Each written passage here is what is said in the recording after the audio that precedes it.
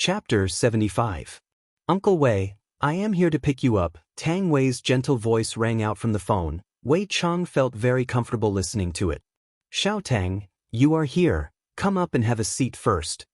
And, just that, when Tang Wei saw Wei Chang, who was currently putting on a facial mask, she was stupefied. However, she was still very touched in her heart. Does Uncle Wei want to become younger, so that he would be more compatible with me? Actually, there really isn't a need to do this.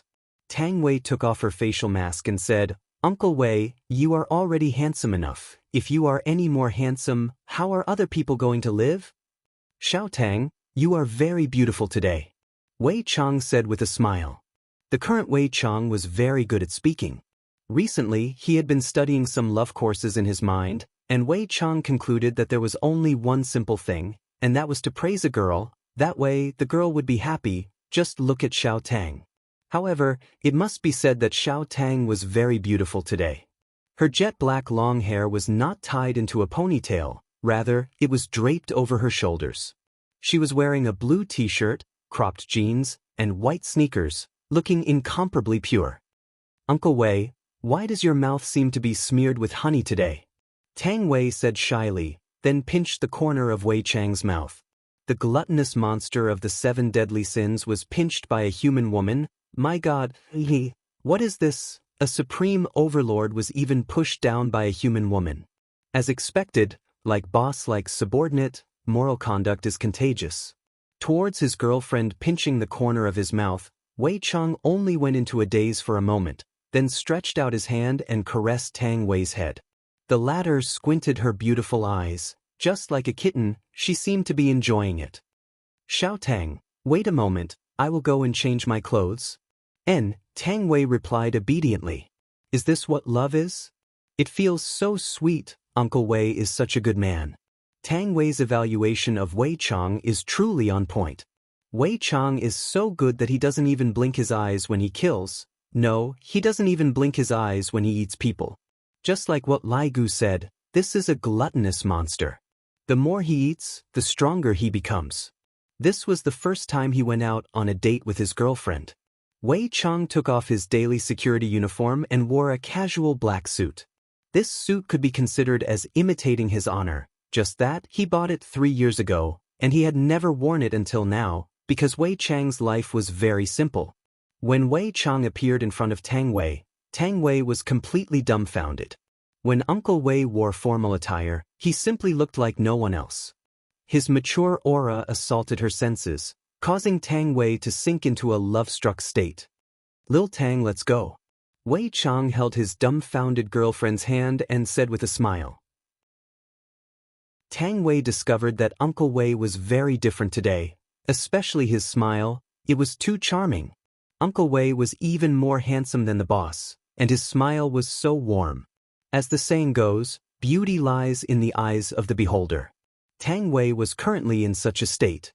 Uncle Wei, I'll drive. You sit. Lil Tang, let me do it. Uncle Wei, are you sure? Of course, Uncle Wei's stamina is pretty good. Tang Wei instantly blushed. Uncle Wei actually knows how to flirt. Wei Chang could be seen riding on the little yellow bicycle, and Tang Wei was seen sitting on the back of the bicycle. Tang Wei's hands were wrapped around Wei Chang's waist, and she lightly leaned on Wei Chang's back. To her, a simple bicycle was enough. She would rather sit on a bicycle and laugh than sit on a BMW and cry. With Tang Wei's looks, don't mention a BMW, she can even cry in a Bentley. Wei Chang was mature and handsome, while Tang Wei was pure and beautiful. The two of them were a perfect match. Coincidentally, the place where the birthday banquet was being held this time was the Pin 1 clubhouse. After placing the little yellow bicycle at its rightful place, the two of them walked towards the Pin 1 clubhouse. Tang Wei's hands were hugging onto Wei Chang's arm, and her beautiful face was brimming with a blissful smile. Wei, over here. From afar, Fang Qian waved her hand and shouted. Qian, Tang Wei replied happily. The reason why I brought my boyfriend out today was to tell everyone that I already have a boyfriend. Although he isn't a famous flower, he still has a boyfriend. When Fang Qian saw that Tang Wei brought Uncle Wei along, she was also startled. However, she still quickly adjusted herself and shouted, Uncle Wei. Xiao Fang is here too. Wei Chang smiled. Different from Yi Hua, Wei Chang's smile was always on his face, and it seemed to be easier for him to assimilate into humans' thoughts. Uncle Wei, you are so handsome today. Fang Qian sized up Wei Chang. In the past, Wei Chang would often wear a security uniform, but today, he is actually wearing a suit. Tang Wei was very proud. Of course my Uncle Wei is handsome. Let's go in. Tang Wei said tenderly. Qi Shuwen is coming too. Jia Jiaojia seems to have invited him too. Fang Qian shrugged. Tang Wei nodded her head. Student Qi is coming too, let's wait for him then. Towards this Qi Shuwen who helped her, Tang Wei felt that he was rather good, and he was rather humorous at times. Recently he seems to have changed quite a bit. Boom boom boom.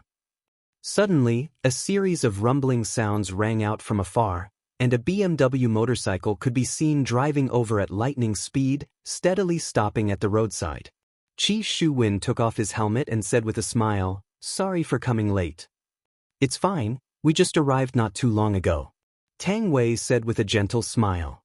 Tang Wei's smile truly warmed one's heart. Qi Shuwen smiled, then suddenly saw that Tang Wei's hand was holding onto this handsome uncle. Why does this uncle look so familiar? I remember now. He is the one who came to help Tang Wei that day. Looking at Tang Wei's intimate expression, this uncle should be her uncle. I should put on a good performance today. Hello, uncle. Qi Shuwen stretched out his hand and said with a smile. If it was Yi Hua, he would definitely not stretch out his hand. However, Wei Chang was different. After being a security captain for 5 years, he was already proficient in human communication. Hello. The two of them shook hands in a friendly manner. Uncle, you look like a 20-year-old young man, so handsome. Qi Shuwen took the opportunity to flatter Wei Chang. Tang Wei was very happy too. Of course, my Uncle Wei is the best. Why does Qi Shuwen feel that something is wrong? This shouldn't be the expression that a niece should have towards her uncle. Something is wrong. Qi Shuwen did not ask much, and the four of them walked into Pin E Clubhouse. When the few of them arrived at the lobby, Wei Chang did not have any reaction. I have seen even more powerful people before, and this is Qi Shuwen's first time coming here. When had Tang Wei and Fang Qian ever come to such a high-class place before? They were shocked by the luxurious atmosphere in front of them, and immediately felt that they were out of place. Last night, Xiao Yi booked the entire place, and it seemed that there weren't a lot of people. However, today the place was packed with people. For some of them, it was also their first time coming to such a high-class place. Just like Tang Wei, they sized up the place curiously.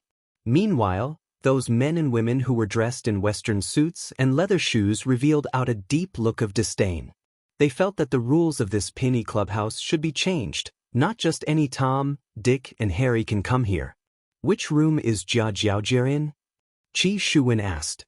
Fang Qian took out her phone and took a look at her WeChat. Room 10. Chapter 76. In Long and City, Jia Jiaojia could be considered to have quite a bit of face. To be more precise, it was the Jia family. It wasn't easy for Jia Jiaojia to get this room number 10. If this matter were to be spread out, Jia Jiaojia's face would also become famous. The four of them walked through the long corridor and found room 10 at the back of the first-class clubhouse. Qi Shuwen was still a gentleman and took the initiative to open the door. Taking a look around, the size of the room was around 120 square meters. Although the decoration of the room was expensive, there was still some difference compared to the room that Yi Hua went to yesterday. At the side of the room, there was a small bedroom, and the bedroom was still very humane. The bedroom was specially prepared for those men and women who couldn't take it anymore. There were a few youngsters sitting inside, and of course, Jia Jiaojia, the main character, was included as well. Jia Jiaojia was quite pretty, but compared to Tang Wei, she was a bit lacking. Especially the arrogance between Jia Jiaojia's brows, it was really unknown who gave her that confidence. Beside Jia Jiaojia sat 3 men and a woman. They were dressed in expensive clothes, and just like Jia Jiaojia, they exuded an air of arrogance. Looking at Wei Chang appeared to be extremely natural. This is what it means to truly become one with someone. Even Yi Hua, who was a supreme overlord, wasn't able to become as natural as Wei Chang. Faintly, Wei Chang even gave off the aura of someone in a superior position. Our beauty Tang is here. Jia Jiaojia stood up with a smile, but there was a hint of evil in her eyes. The three young men who were seated looked towards Tang Wei and couldn't help but nod their heads. Tang Wei was indeed a rare beauty. Her pure temperament was already very hard to find. Tang Wei politely smiled. Jia Jiaojia, happy birthday. Don't stand on ceremony. Everyone, come and have a seat. Who's this? Jia Jiaojia asked curiously. Actually, she already knew what kind of relationship this handsome uncle had with Tang Wei, and she had to thank Fang Qian for this. He's called Wei Chang, my boyfriend. Tang Wei introduced with a gentle smile. Wei Chang was also very polite. Hello, everyone. If this Wei Chang was seen by the other six sins, they would definitely think that Wei Chang had taken the wrong medicine. He who fed on humans could be so humble. The three young men didn't think much of it. Obviously, they already knew Wei Chang's identity. On the other hand, Qi Shuwen was stupefied. Isn't this Tang Wei's uncle? How did he become Tang Wei's boyfriend? Isn't this too ridiculous? I feel like he can already be Tang Wei's father. Oh, so you are Tang Wei's boyfriend. May I know where you are working? Jia Jiaojia picked up the red wine on the table, shook it, and asked with a teasing tone. Tang Wei frowned slightly. She didn't expect that Jia Jiaojia would still be like this. She didn't change at all. Wei Chang said disapprovingly, I'm a security guard in a bar. At this moment, a young man smiled and said, Security? Are you a security guard? This sentence caused the other two men and one woman to burst into laughter. Tang Wei's complexion was already very bad, but Wei Chang appeared to be exceptionally normal and even maintained a smile. Qi Shuwen did not say anything and stood quietly at the side. Fang Qian quietly stood behind Qi Shuwen, as if she wanted to draw a line between them. Sorry, I was just joking. Don't mind me. Jia Jiaojia's expression changed, and she began to smooth things over. The show had just begun, and she couldn't let it end so quickly. Right now, Tang Wei was extremely disgusted with Jia Jiaojia. She felt that she shouldn't have brought Uncle Wei here. Uncle Wei was probably feeling very uncomfortable right now, and it was all her fault. Uncle Wei, let's go. Wei Chang smiled and said, It's fine, if we leave just like this, we will seem very rude. Tang Wei, even your old boyfriend knows how to be polite. Why don't you know how to be polite? Jia Jiaojia caressed her hair and teased. Wei Chang smiled but didn't say anything. I want to see what kind of tricks these ants can play. You! Xiao Tang, calm down.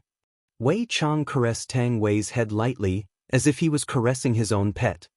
Uncle Wei. Sit. Wei Chang said indifferently. Jia Jiaojia looked at her good friends. This was the first show, and there would be another good show later on. After sitting down, Jia Jiaojia introduced to Tang Wei. This is Long, in City's Han family's young master, Han Kaijia. This is Long, in City's Yu family's young master, Yu Wenguang. This is Long, in City's Li family's Li Ba. And this beauty is our Long, in City's Longhu Real Estate's young master, Shin Miao Miao.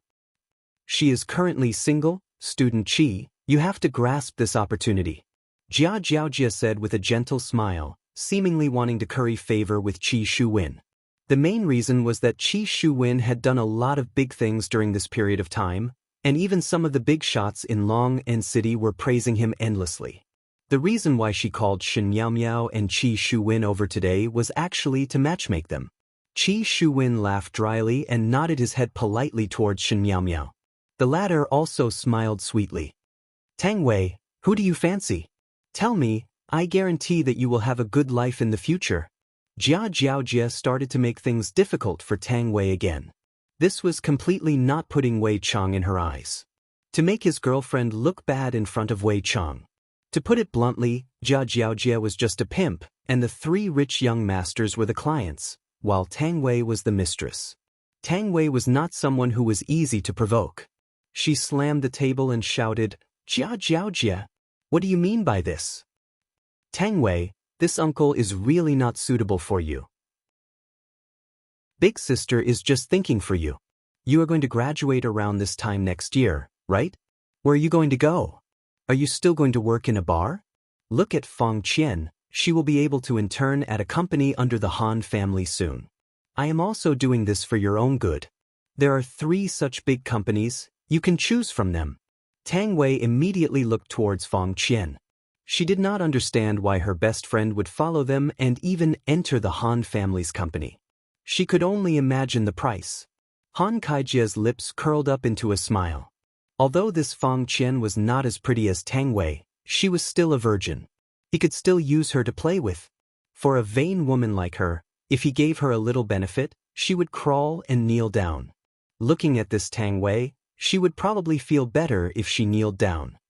Student Tang, how about this? I will also introduce a job to this uncle. You can come to my company. Li Ba was the first to make a move. He heard from Jia Jiaojie that this Tang Wei was still an original and could be invested in. Tang Wei was so angry that her chest was heaving up and down. If not for Uncle Wei holding her down, she would have already flipped out. Tang Wei, don't be so unappreciative. This kind of opportunity is hard to come by. Jia Jiaojie mocked. She actually sat on Yu Wenguang's lap.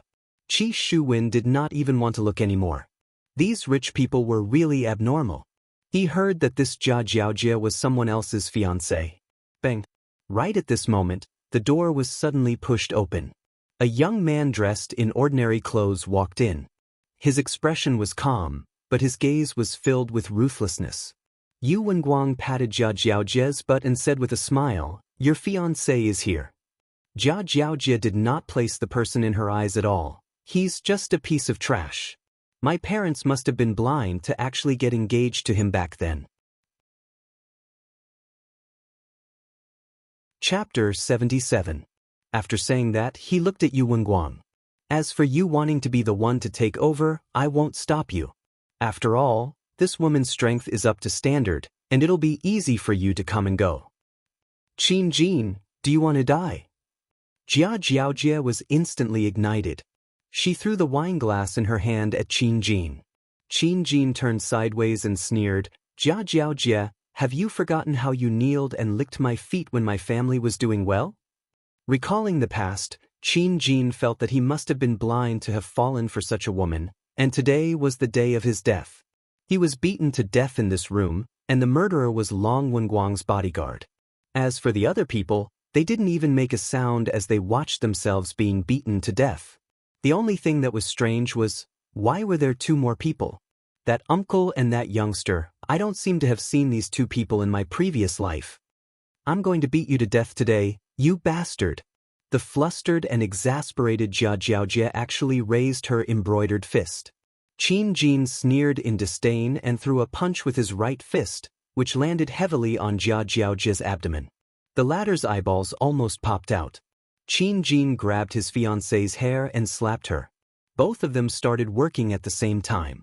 Clap, clap, clap.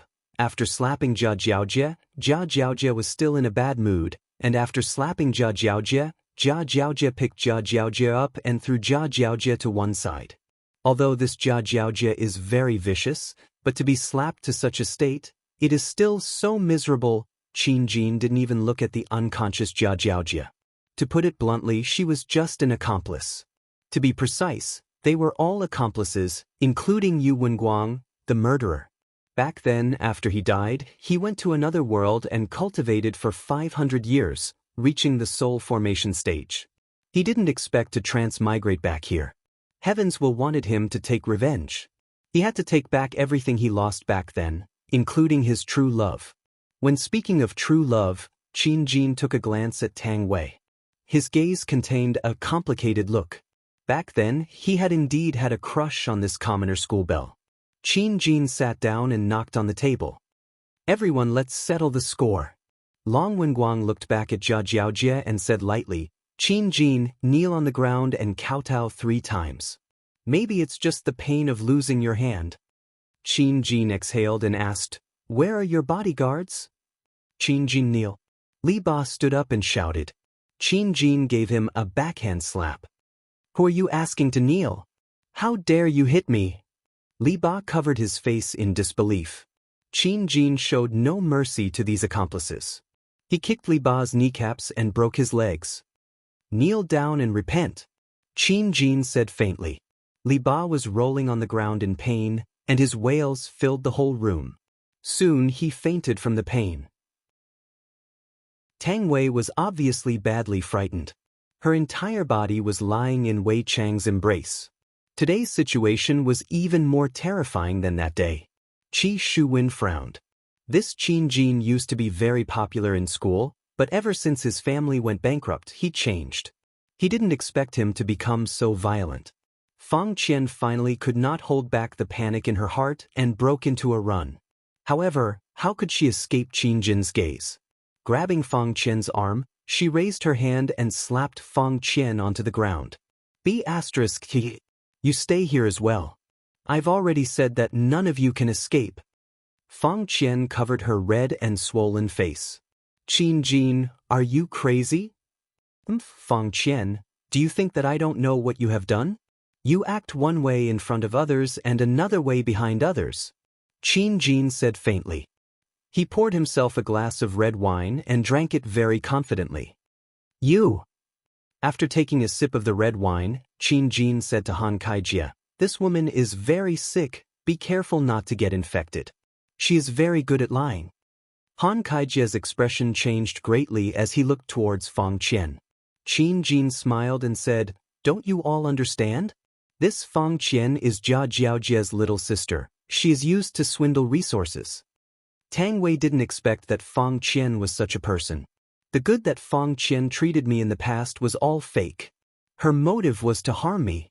My God, I am so stupid. Han Kaijia's gaze was sinister as he stood up and walked towards Fang Qian, then asked, "Is what he said true?" "Young Master Han, don't believe him. Qian is sincere towards you. Have you forgotten the happy time last night? Young Master Han, you were also extremely happy at that time." Qin Jin laughed. "Young Master Han, she is terminally ill. You have to wear a condom." "Young Master Han, I am not sick, he is lying to you." Fang Qian hugged onto Han Kaijia's thigh and cried out. Han Kaijia said blankly, "Why didn't you let me wear a condom last night? Were you trying to pass the disease to me?" "Young Master Han, you have misunderstood me. I was just trying to make you feel even better." "Young Master Han, does it feel good to be sick?" Qin Jin mocked. Han Kaijia finally couldn't take it anymore. His eyes turned red as he raised his leg and stomped onto the woman on the ground. He shouted, "Slut! Go and die! Mother **King slut!" 100 stomps with all his strength. How could an ordinary woman take it? Fang Qian's eyes were wide open, and blood was flowing out from the corner of her mouth. She had long been stomped to death. When Qin Jin saw this scene, he thought of himself. I seem to have also been stomped to death like this. And this Fang Qian had also stepped on me before. Today is the day when I get my retribution. Enough. She has already been stomped to death by you. Yu Wenguang shouted. Mother **King slut. Do you think I'll let you off just because you're dead? I'll even step on a corpse. **CK. For some reason, Han Kaijia got more and more excited the more he stomped. Especially when he saw the pair of eyes that had died with everlasting regret, he felt even better than last night. At this moment, Jia Jiaojia, who had fainted, slowly opened her eyes. The first thing she saw was Fang Qian, who had died with everlasting regret. Blood was still flowing out from the corner of her mouth, and Han Kaijia was stomping on her abdomen without any regard for his life. Han Kaijia, are you crazy? Jia Jiaojia propped herself up and shouted. Han Kaijia's eyes were bloodshot as he turned to look at Jia Jiaojia. This is the woman you introduced to me, the woman who is sick. Since when was Fang Qian sick? You're the one who's sick. And you still say she's not sick? Even Qin Jin says she's sick. Han Kaijia pointed at Qin Jin, who was drinking red wine, and shouted. Jia Jiaojia slowly stood up. Han Kaijia, has your brain been eaten by a dog? How can you believe Qin Jin's words? Qin Jin took out his phone and waved it. Han Kaijia just killed a young woman with cruel means. His methods are so cruel that it makes one's hair stand on end. Han Kaijie seemed to wake up from a dream. He turned around and ran toward Qin Jin. However, he was no match for Qin Jin. He was sent flying by Qin Jin's kick and landed on Fang Qian. Fiancé, what are you standing there for? Come and sit down. Yuan Guang, what are you waiting for? Call for help. I promise I won't leave. Yuan Guang took out his phone and said to Qin Jin, all right, you've got guts. Don't even think of walking out of this door alive today. All right, let's see who can walk out of this door alive. Qin Jin chuckled. Chapter 78. I'm ashamed that I still regard you as my true love, but you're lying in someone else's arms. All women in this world are the same. Qi Shuwen didn't say anything. He had no intention of interfering. Shin Miao Miao, who was at the side, was actually very scared, but she didn't know what to do. If she knew it would be like this, she wouldn't have come today. Wei Chang hugged Tang Wei and comforted her softly. He did not have any intention of leaving. Not long after, 5 burly men walked in. Qin Jin turned around and glanced at them. Of course, he remembered the faces of these 5 people. Back then, they were the ones who trampled on him until he was on the verge of death, and these people were the ones who stepped on him from behind. And Shin Miao Miao was the one who stepped on the last one. Yu Wenguang shouted in a deep voice, "Kill him!" Bus. The 5 burly men clenched their fists and looked at Qin Jin. How could an ordinary human be a match for them? They were cultivators, and their fists were deadly. Of course Qin Jin knew this, but he was no longer the Qin Jin of the past. He was a powerful cultivator of the soul formation stage, and he could easily take their lives. Bang, bang, bang, bang, bang. Other than Wei Chang, no one could see Qin Jin's movements clearly. The 5 burly men flew out and turned into 5 corpses. Qi Shuwen's expression changed greatly. This man was stronger than him. Jia Jiaojie, Yuan Guang, and Shin Miao Miao were all dumbfounded. They all knew the strength of these 5 bodyguards. They hadn't been defeated yet, but they didn't expect to be instantly killed by this trash. Qin Jin suddenly stood up and shouted, "Forgive me for being blunt, but I'm not targeting anyone. Everyone here is trash." Wei Chang frowned slightly. Was he calling him trash? Isn't this indirectly scolding his honor as trash? How could that be? There was only one outcome for insulting his honor, and that was death. How should he die? Let me think about it. Jia Jiaojie was a smart woman. She instantly knelt on the ground and shouted, "Qin Jin, I was wrong in the past. Let's make up. I'll still treat you like before." Kneel down and lick my boots? Qin Jin teased. Jia Jiaojie was taken aback for a moment. Then she smiled and said, My shoes are a little dirty, help me out," Qin Jin said with a smile. Jia Jiaojie looked at the small black stain and stuck out her tongue while suppressing her disgust. Bang! Jia Jiaojie's delicate body flew out once again, slamming heavily into the wall. Her beautiful eyes were wide open, and her limbs were trembling.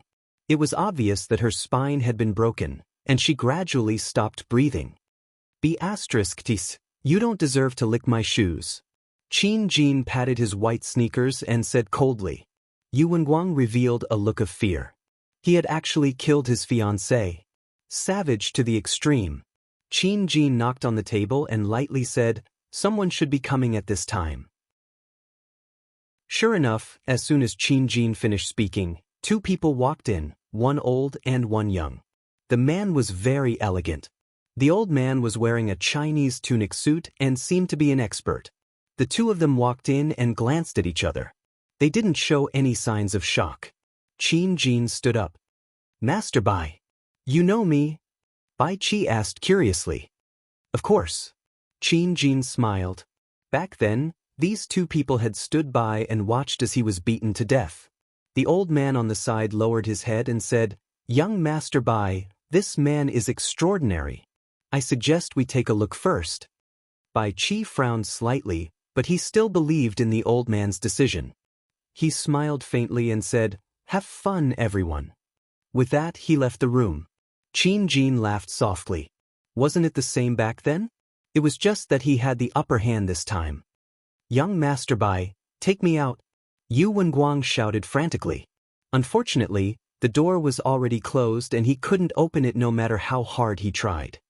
Yu Wenguang, stop shouting. No one will answer you even if you scream yourself hoarse, Qin Jin said calmly. Yu Wenguang shouted in a low voice, Qin Jin, how dare you kill me? My father will definitely not let you off. Your family has so many brothers. If you die, they won't even be able to clap their hands in time. You. But I can give you a chance to live. Qin Jin said mockingly. What? Only one of you and Han Kaijie can live. While he's still unconscious, you better make your move quickly. He's bigger than you. Otherwise, you might be the one to die later. Yu Wenguang looked at the unconscious Han Kaijie with a complicated gaze. Unexpectedly, Han Kaijie, who was lying on Fang Qian, moved slightly. This gave Yu Wenguang a fright. This Han Kaijie learned mixed martial arts for no reason. He reckoned that he would end up like Fang Qian, trampled to death later. He could only make the first move. I'm sorry. Yu Wenguang could be seen picking up the red wine bottle on the table, walking to Han Kaijie's side. Taking a deep breath, he fiercely smashed the bottle down. Bang! The expensive red wine smashed onto the back of Han Kaijie's head. The red wine dyed Han Kaijie and the dead Fang Qian red, making the scene look extremely terrifying. Yu Wenguang thought that this would be enough. Who knew that Han Kaijie's finger was still moving slightly? He raised the sharp shard and directly stabbed it into the back of Han Kaijie's head. The red wine and blood mixed together. It seemed like Han Kaijie and Fang Qian had already fused into one. Tang Wei had already fainted. She had never seen such a cruel scene in her life.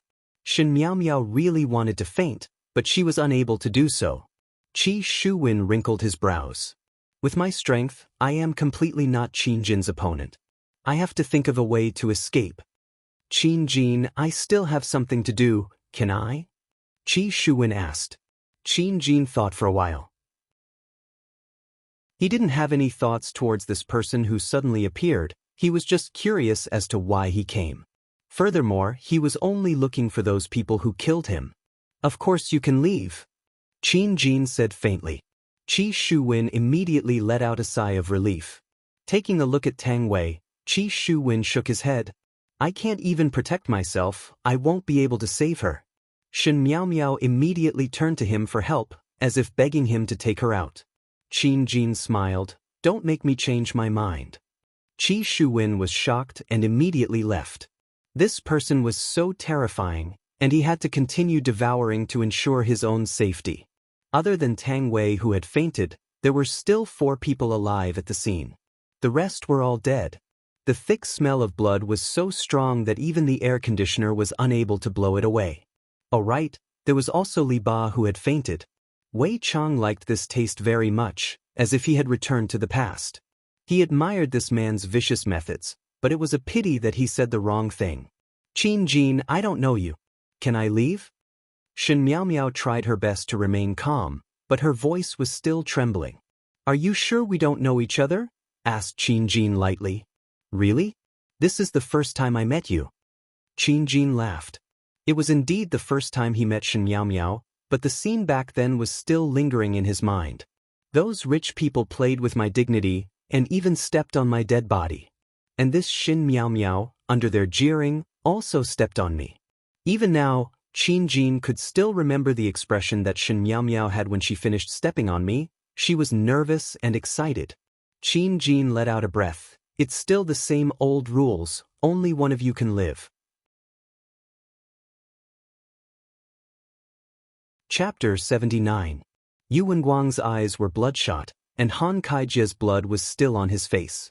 With a crazed look on his face, Yu Wenguang walked towards Shen Miaomiao. The latter was very afraid, but she knew that it was useless to be afraid. She could only give it her all. Shen Miaomiao lifted her leg and kicked at Yu Wenguang's crotch. The fork in her right hand quickly stabbed at Yu Wenguang's neck. Yu Wenguang's aorta was instantly punctured. When Shen Miaomiao pulled out the fork, blood gushed out like a fountain. Yu Wenguang clutched his neck in disbelief. He reached out to grab Shen Miaomiao, but it was to no avail. He had underestimated women. When a person was on the brink of death, they would do something unimaginable. Even a weak woman could turn into a god of death. Shin Miao Miao, I didn't expect that. Qin Jin was very surprised and applauded. Shin Miao Miao took a deep breath and put down the bloody fork. Can I go now? There's another unconscious one here. Qin Jin stepped on Li Ba's back. Shin Miao Miao's breathing quickened. She picked up the fork again, glanced at Qin Jin, and used the same method to stab Li Ba's aorta. This should be enough, right? Shin Miao Miao actually wanted to cry, but she knew that this man was very cruel, so she couldn't cry. Even if she wanted to cry, she had to step out of this door. Of course. Qin Jin smiled gently. Shin Miao Miao breathed a sigh of relief. She didn't want to come to this Pin 1 club anymore. They didn't even care about such a thing. Opening the door, Shin Miao Miao took a deep breath of the outside air and felt alive again. Instantly, Shin Miao Miao widened her eyes and turned to look at Qin Jin in disbelief. Sorry, I lied to you again. Qin Jin broke Shin Miao Miao's heart meridian with one palm. This was probably the most painless way to die. Throwing the corpse aside, Qin Jin closed the door again. Those who were related to his death were all dead. That's right. As for that young Master Bai and the old man, I'll let them live for a while and solve the matter in front of me first. Wei Chang really liked this kind of scene, but in Qin Jin's eyes, he was completely like an old uncle who was scared silly, but the woman he was hugging was his. This was absolutely unforgivable. She's mine, Qin Jin said in a low voice. Wei Chang hugged the unconscious Tang Wei, caressed her soft hair and said with a light smile, she belongs to me now. Hee hee, when you become like them, she will belong to me. Human, who gave you such confidence? Sometimes, Wei Chang admired the mysterious confidence of humans. Did they really think that they were very powerful after killing these ants? Qin Jin suddenly let out a burst of wild laughter. Confidence? Because my name is Qin Jin. My return will set off a storm, and the world will tremble for me. My enemies are only fit to hide in a corner and tremble. My women will enjoy my body, and you will become a corpse just like them. You said my line. Wei Chang was very angry. I have never seen such an arrogant human before. Thinking back then, his honor and I were completely annihilated by the humans and revived to this point. Back then, we were completely capable of killing our way back to the humans and turning the world upside down. However, he didn't. He didn't try to conquer this ant-like human because of his strength. He didn't say such words to anyone because it was really low, and it would lower his own level. Furthermore, even though he kept on saying that he wanted to take revenge, he was completely unable to reach his honor's mental state. He was destined to not be able to become a strong martial artist. What? Lines?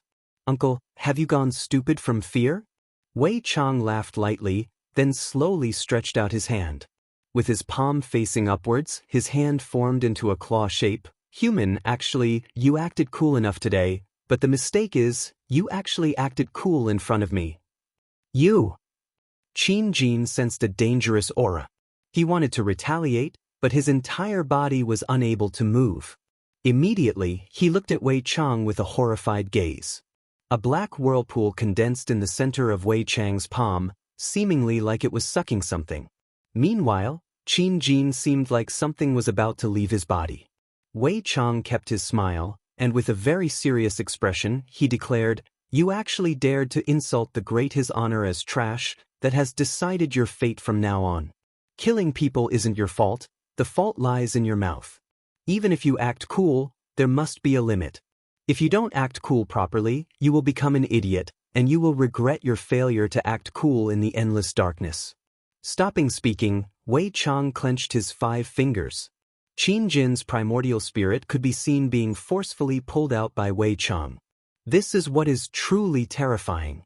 Qin Jin's physical body became sluggish, and his primordial spirit was frantically shouting, who exactly are you? Why are you imprisoning my primordial spirit? I am one of the 7 deadly sins under the Supreme Overlord's command, gluttony. You can call me Wei Chang. As for why I imprisoned your primordial spirit, of course it is to refine it.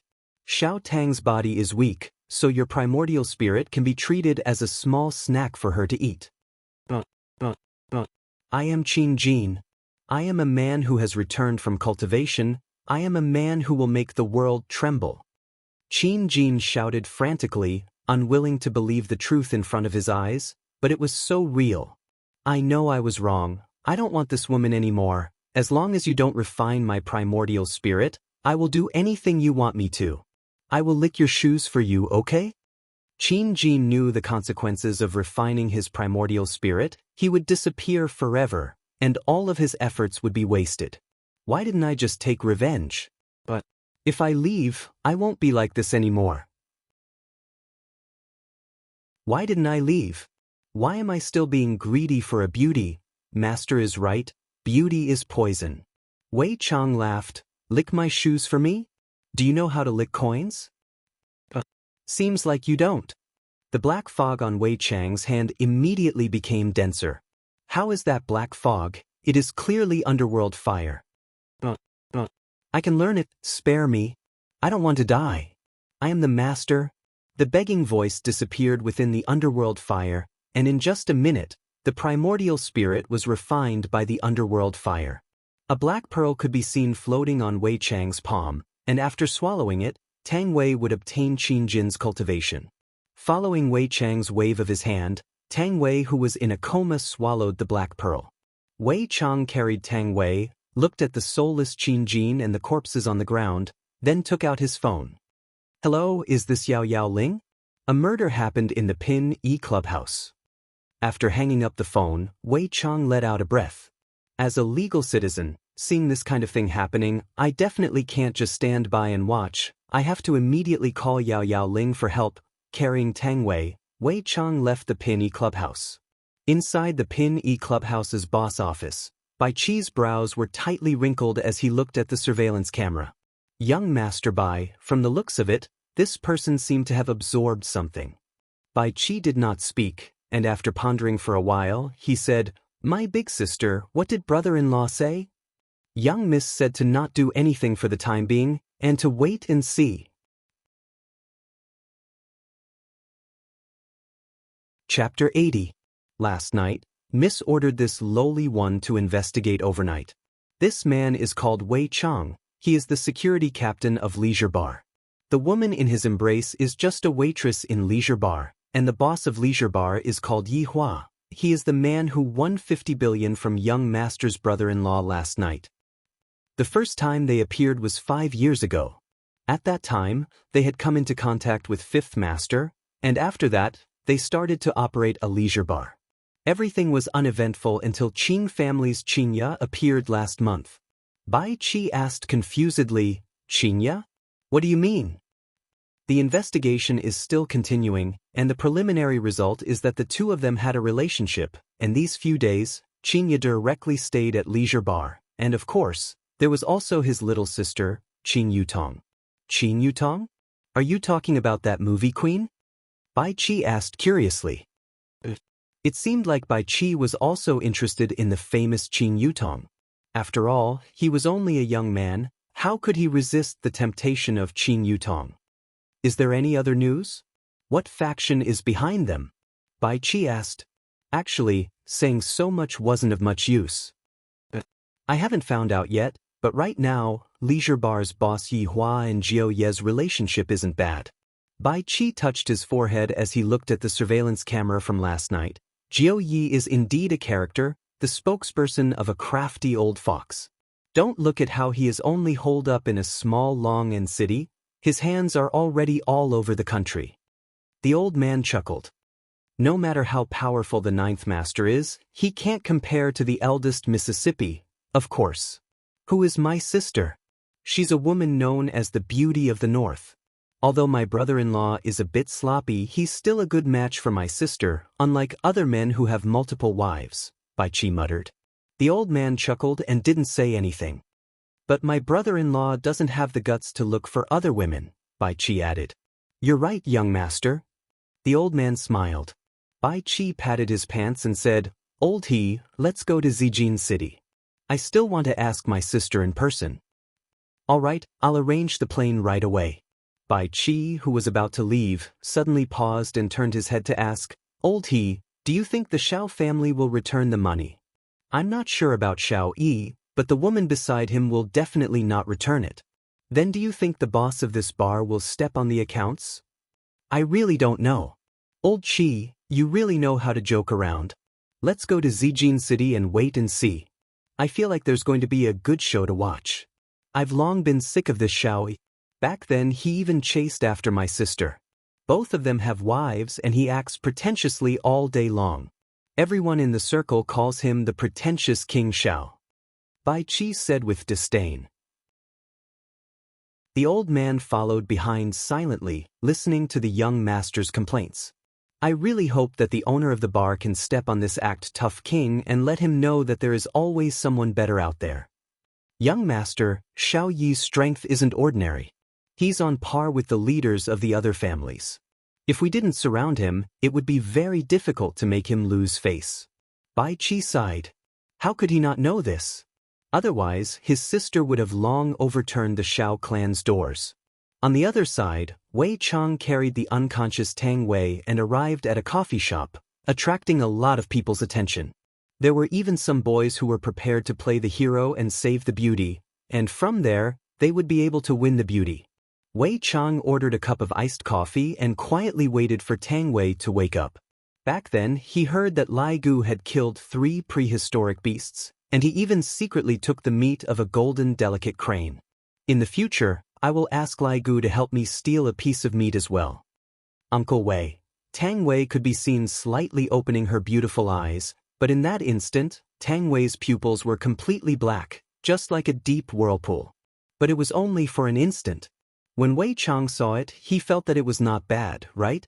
"You woke up. Uncle Wei, aren't we attending a banquet? Why are we here?" Tang Wei rubbed her forehead, seemingly having already forgotten about what happened just now, selectively forgetting about it. Wei Chang said with a smile, "Oh, you are drunk, so I brought you out first." "Is that so? I won't make a fool of myself, right?" Wei Chang lightly stroked Tang Wei's chin. "Why would I?"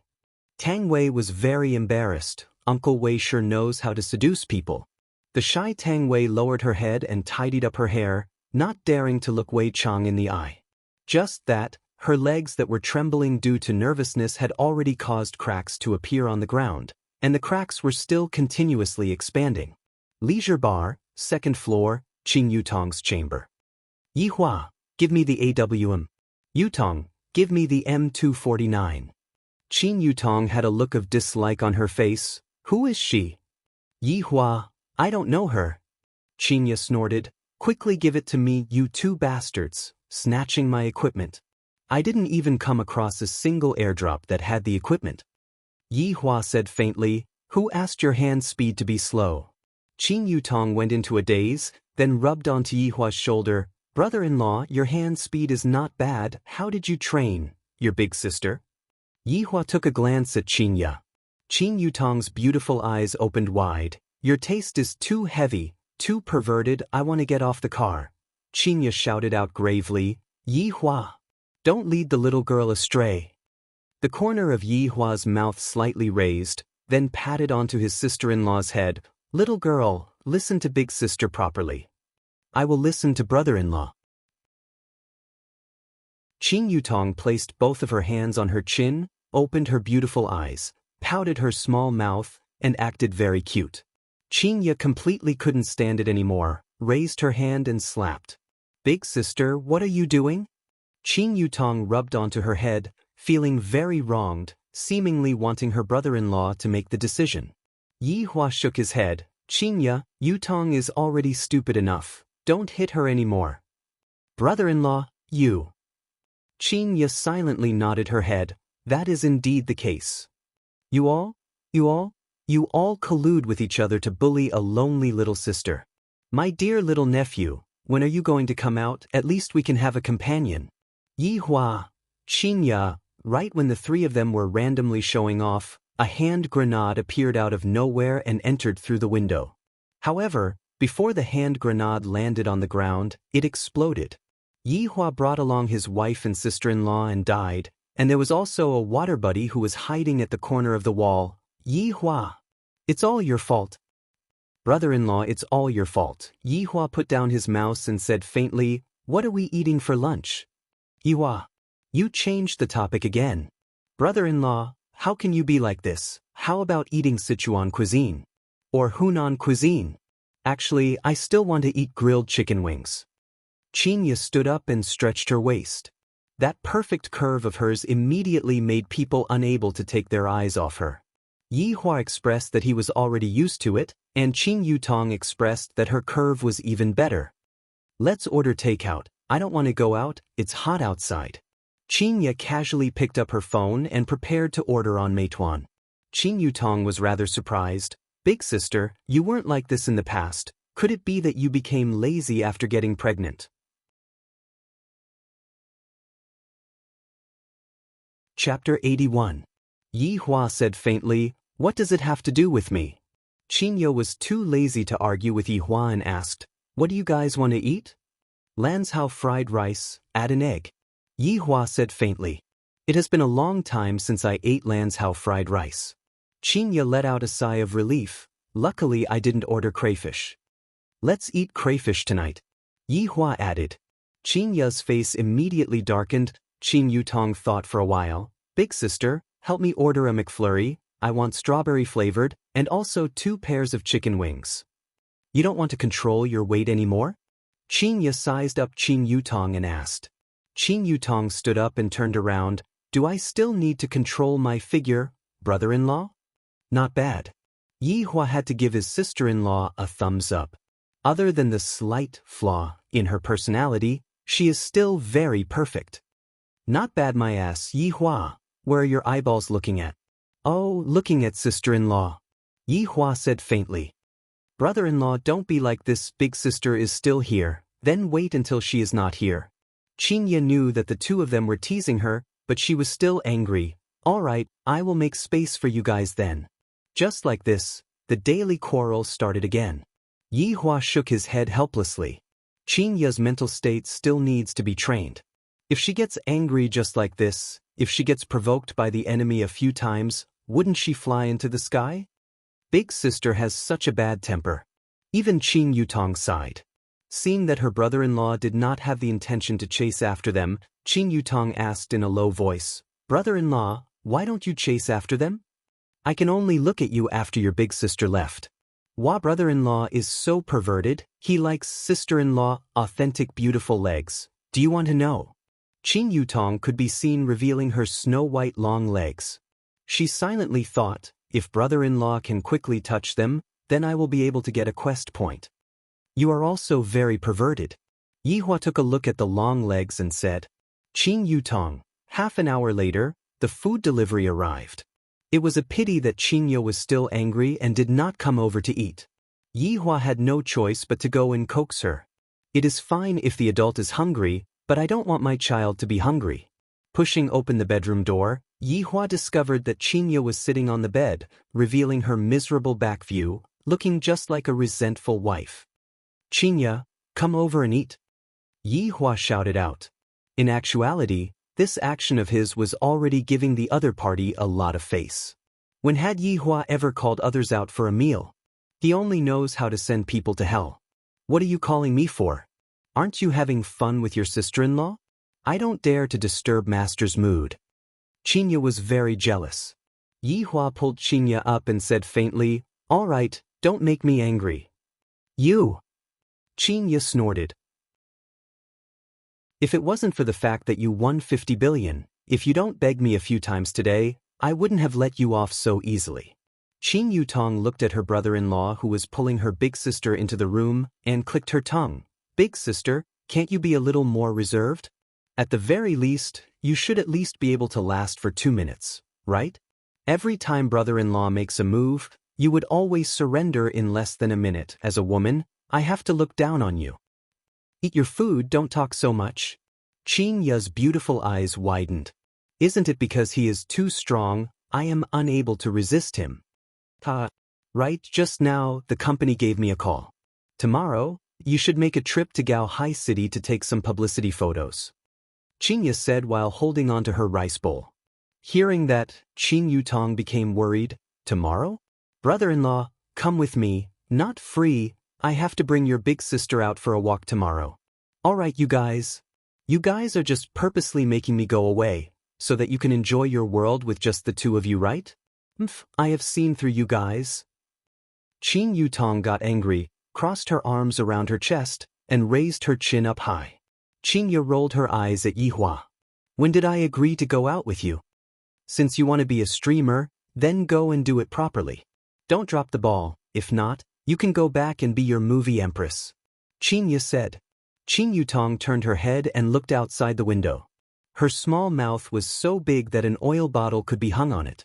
With a bad temper, I won't be coming back. Let's see if you guys are anxious or not. After eating, everyone was not in a hurry to play games. Qin had the habit of taking afternoon naps, and Yi Hua had to cultivate his human nature. Qin Yutong, his sister-in-law, joined in as well. The two of them sat in the office and looked happy. Qin Yutong would occasionally laugh, and Yi Hua wished that he could sew his sister-in-law's mouth shut. Is it that funny? Qin directly overslept. If not for her phone ringing, she would have probably slept till night time.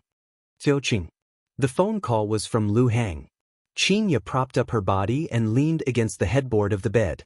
Her lazy charm made people's hearts itch, and they wished that they could press Qin under their body and enjoy to their heart's content. What's the matter? Lu Hang said gravely. The matter is like this, Longhu Real Estate is also considered as a business partner. Their boss's daughter was killed by someone today. Shouldn't we express our gratitude? Boss's daughter? What's the situation? Qin wore her slippers and stood beside the window and looked at the sunset. Lu Hang swallowed his saliva. I am not very clear about the specifics. Just now, it was also a subordinate who reported it to me, and I only watched the television. Alright, I got it. Qin hung up the phone. If I am not in Long and City, it would be fine, but now that I am here, I still have to go over to take a look. Opening the door and walking out of the bedroom, Qin arrived at Yi Hua's office. Upon opening the door, she heard a voice that would make one's head ache. I will still come back. They actually looked happy for the entire afternoon. Qin wished that she could kick these two people awake. Just how old are they already? Big sister, quickly come, it is going to start again soon. Qin picked up the remote control and changed to Long and City's channel. As expected, it was reporting about this matter. Audience in front of the TV, the place where I am at right now is the crime scene. Everyone can still clearly see the bloodstains on the ground. It can be seen how terrifying it was at that time.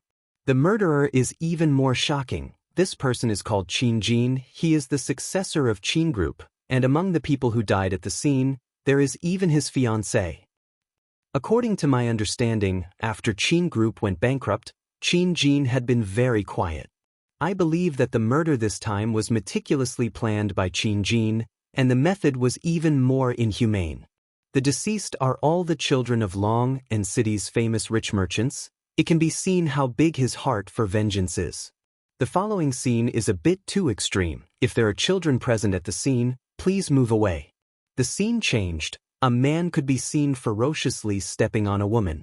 Although the scene was blurred out, the begging voice that came out from the television was shocking, especially that begging voice that gradually became softer, until it was completely gone. But that man was still stepping on the woman continuously, causing people's scalp to go numb. Chapter 82. Yi Hua did not have any reaction. Isn't it just a few people dying? People die in this world every day. What is there to be surprised about? Qin was obviously not used to it. She picked up the remote control and changed the channel, then called Lu Hang again. Is the one who died Xin Tao's daughter or Xin Shuai's daughter? It's Xin Tao's daughter, Shimiao Miao. So pitiful. Qin sighed. After hanging up the phone, Qin slowly sat beside Yi Hua and suddenly hugged onto Yi Hua's arm. This person died just like that. This is really sudden. Big sister, what happened? Is your friend inside as well? Qin Yutong asked concernedly. The daughter of a business partner is inside. Qin let out a sigh of relief. In the future, I have to properly discipline my own child. That is really too unfortunate. Qin Yutong said regretfully. Yi Hua patted onto Qin Ya's head. What is there to be sad about? Is your heart made of stone? Can't you even sigh for a bit? Qin Ya poked onto Yi Hua's heart and said coquettishly. Yi Hua said disapprovingly, everyone is destined to die, it is just that it was brought forward. According to the legends, people reincarnated in advance. Nonsense. All right, I ordered the crayfish. Yi Hua said faintly. Qin Ya rubbed onto her stomach. I am not hungry. You can just peel it. Yi Hua. I am your wife, not your servant. Qin Yutong sighed. Big sister, don't quarrel with brother-in-law. You won't be able to hold on for more than a minute anyway, why bother? Yutong does have some opinions. Qin Ya, give up struggling. The two of you can. I will remember it. Qin Ya said angrily, but there was nothing she could do.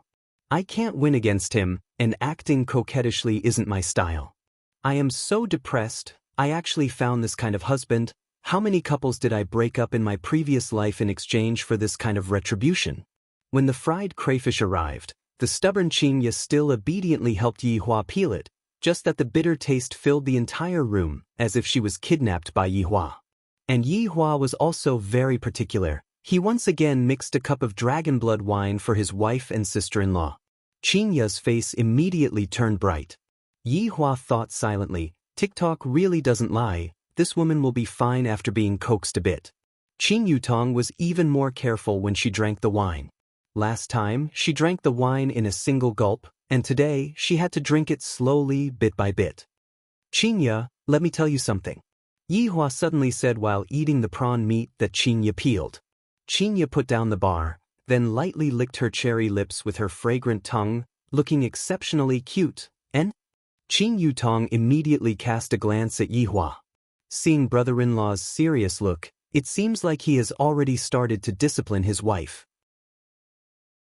Big sister is so miserable. Luckily I am not brother-in-law's concubine. I almost scared myself to death. As a boss, I don't have to do everything personally. Yi Hua was indeed preparing to start training the boss. In this aspect, I have to properly teach him.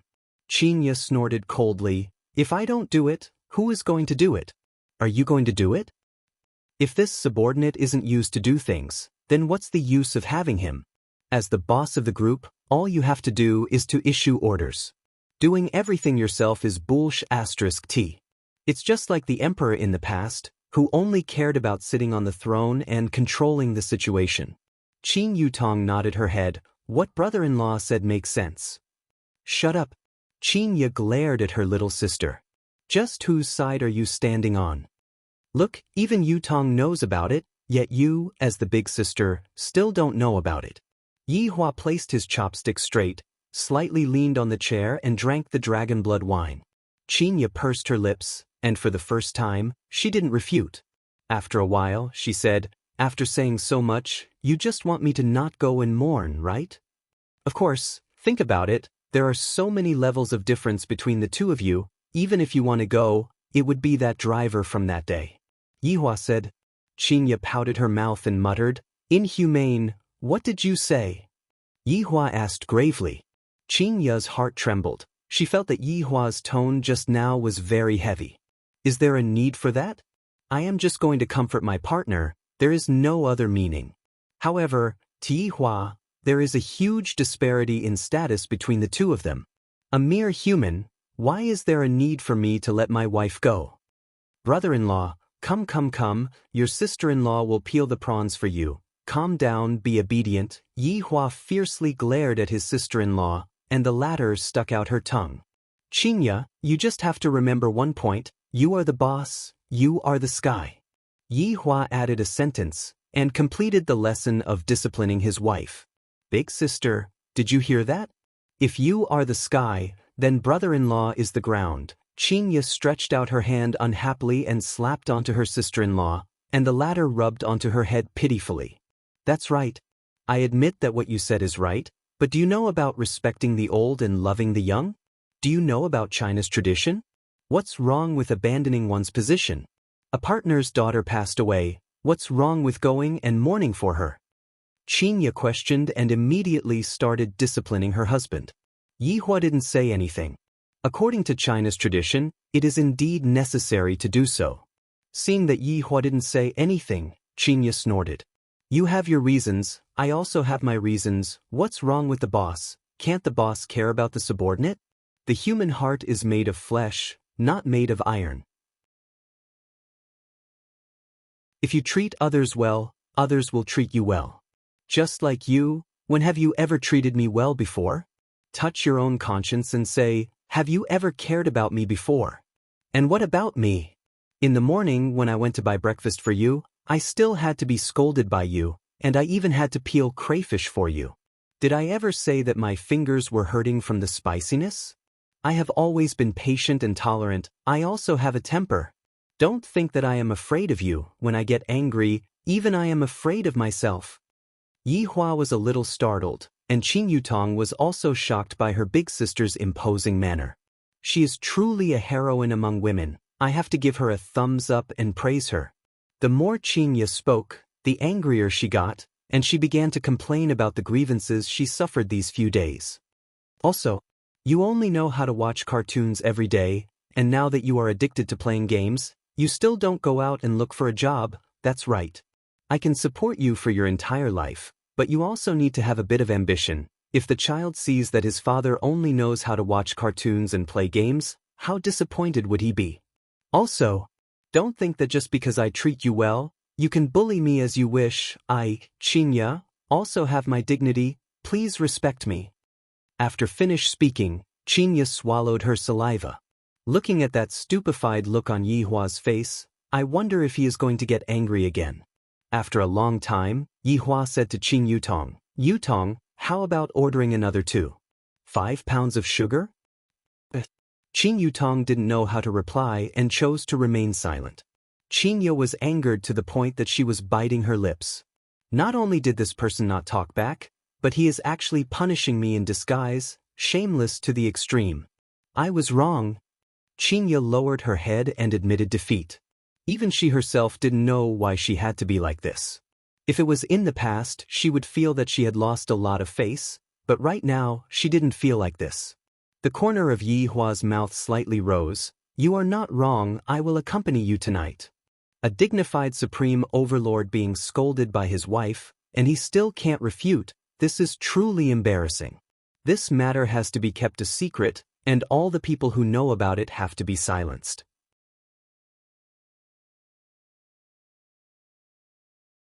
Chapter 83. The one who was the most shocked was definitely Qinya. Right now, I can still be considered to have understood this man. As long as you go against him even a little bit, he would not let you off. I didn't expect that he would actually change today. He even took the initiative to say that he would accompany me. Is he expressing his goodwill to me? At least he has a bit of conscience. He knows how to curry favor with his wife.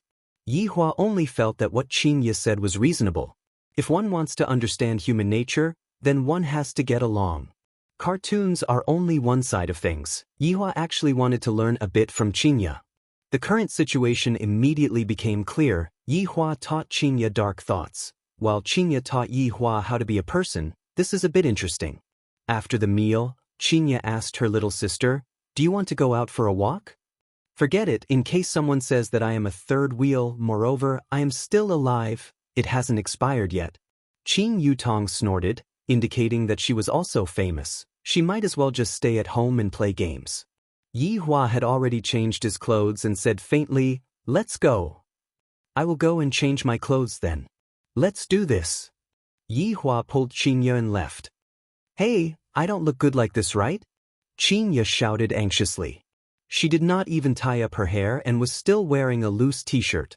The main point was that it was so long that it could be worn as a skirt. If one did not know, they would have thought that she was not wearing pants. I feel good. I look like a primary school student. You. Qinya knew, this fellow just wants to make a fool of me. I will go and get the car key then. Yi Hua still didn't know what Qinya was thinking about. This long and city isn't big, but it isn't small either. We can just walk. Moreover, you need to walk more right now. But I am wearing slippers. Carry you. In an instant, Qinya was speechless and punched Yi Hua.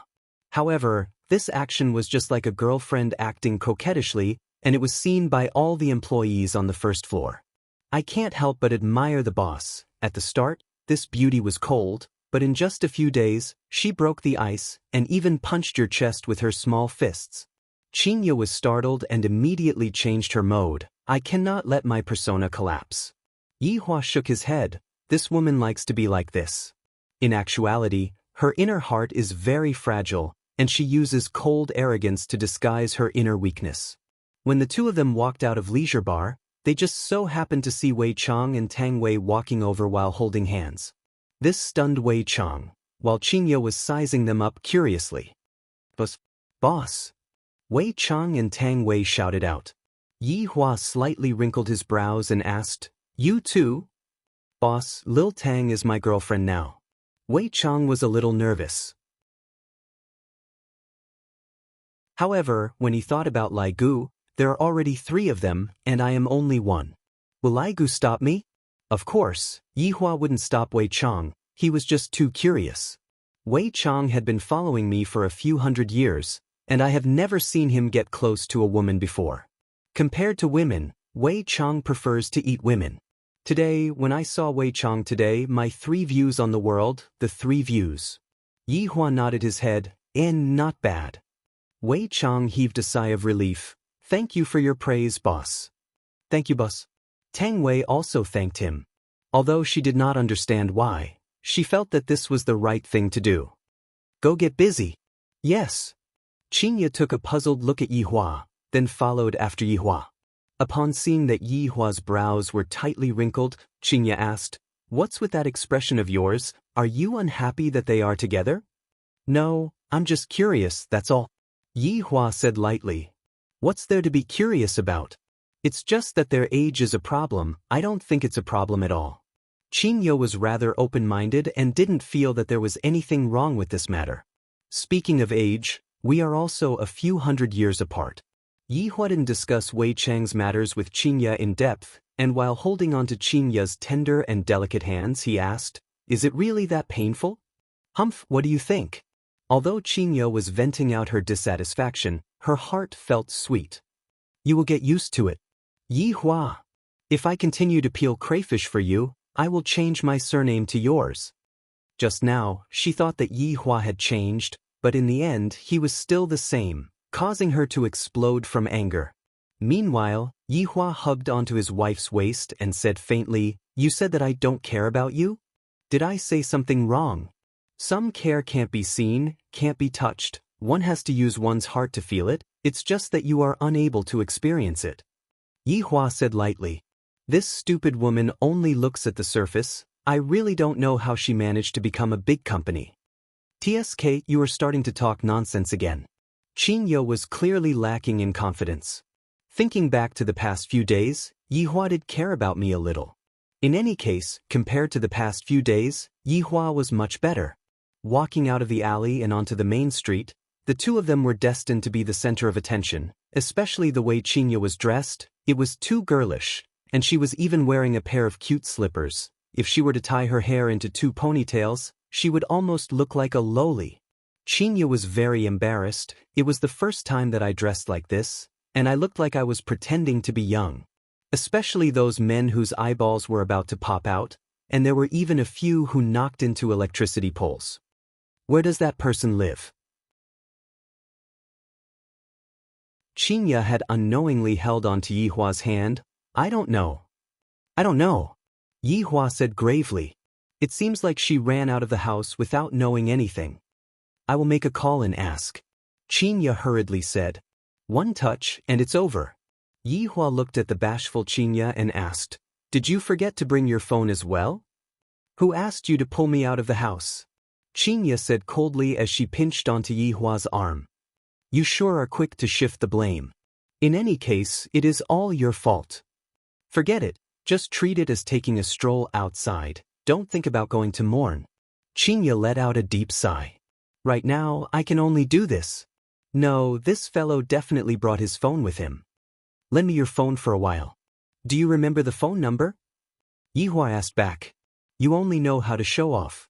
Chinya was very melancholic. I am completely under the control of Yi Hua, and I don't even have a bit of leeway to retaliate. If only this man was a bit more obedient. Although I am very gloomy, I feel that this kind of life isn't bad at all. After dinner, I took a stroll with Yi Hua. Walking on the bustling street, there was no false flattery, there was also no business deception, and there was also no heavy pressure.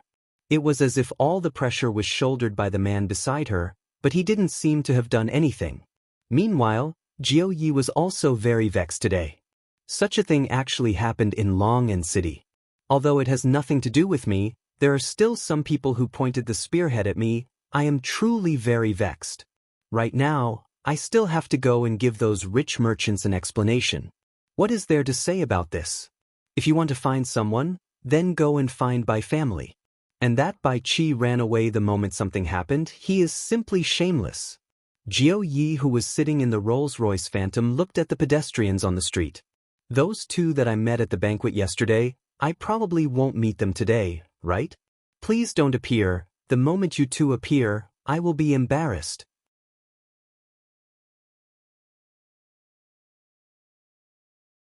Chapter 84.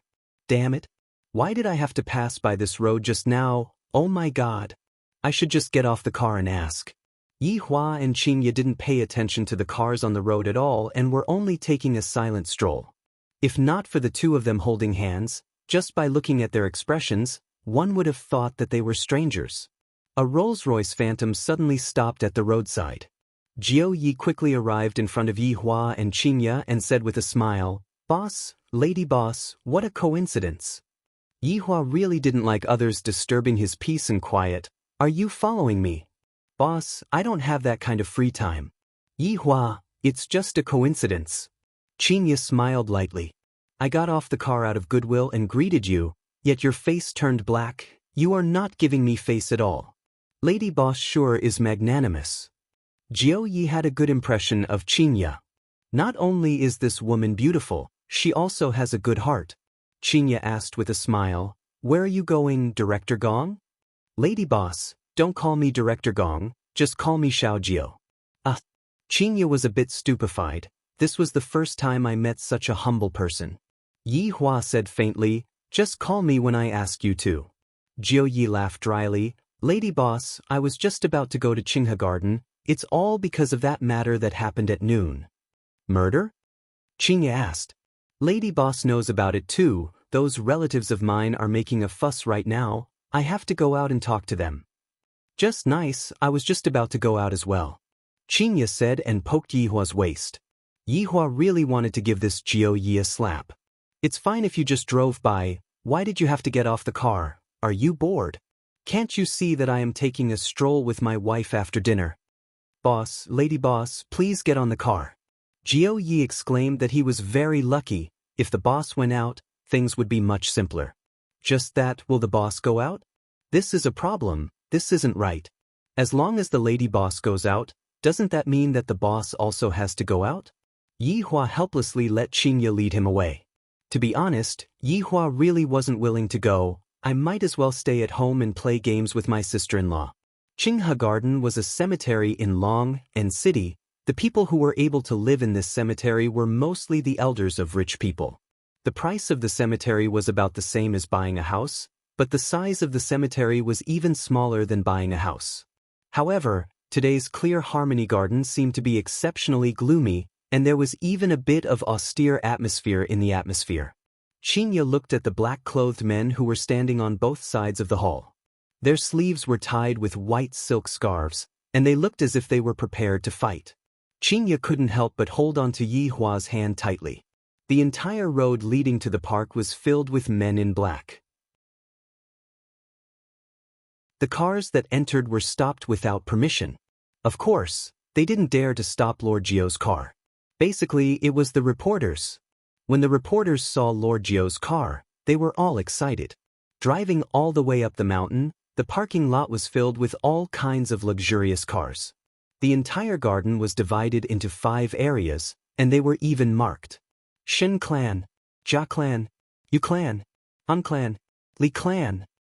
These 5 families were most likely the most famous families in Long City.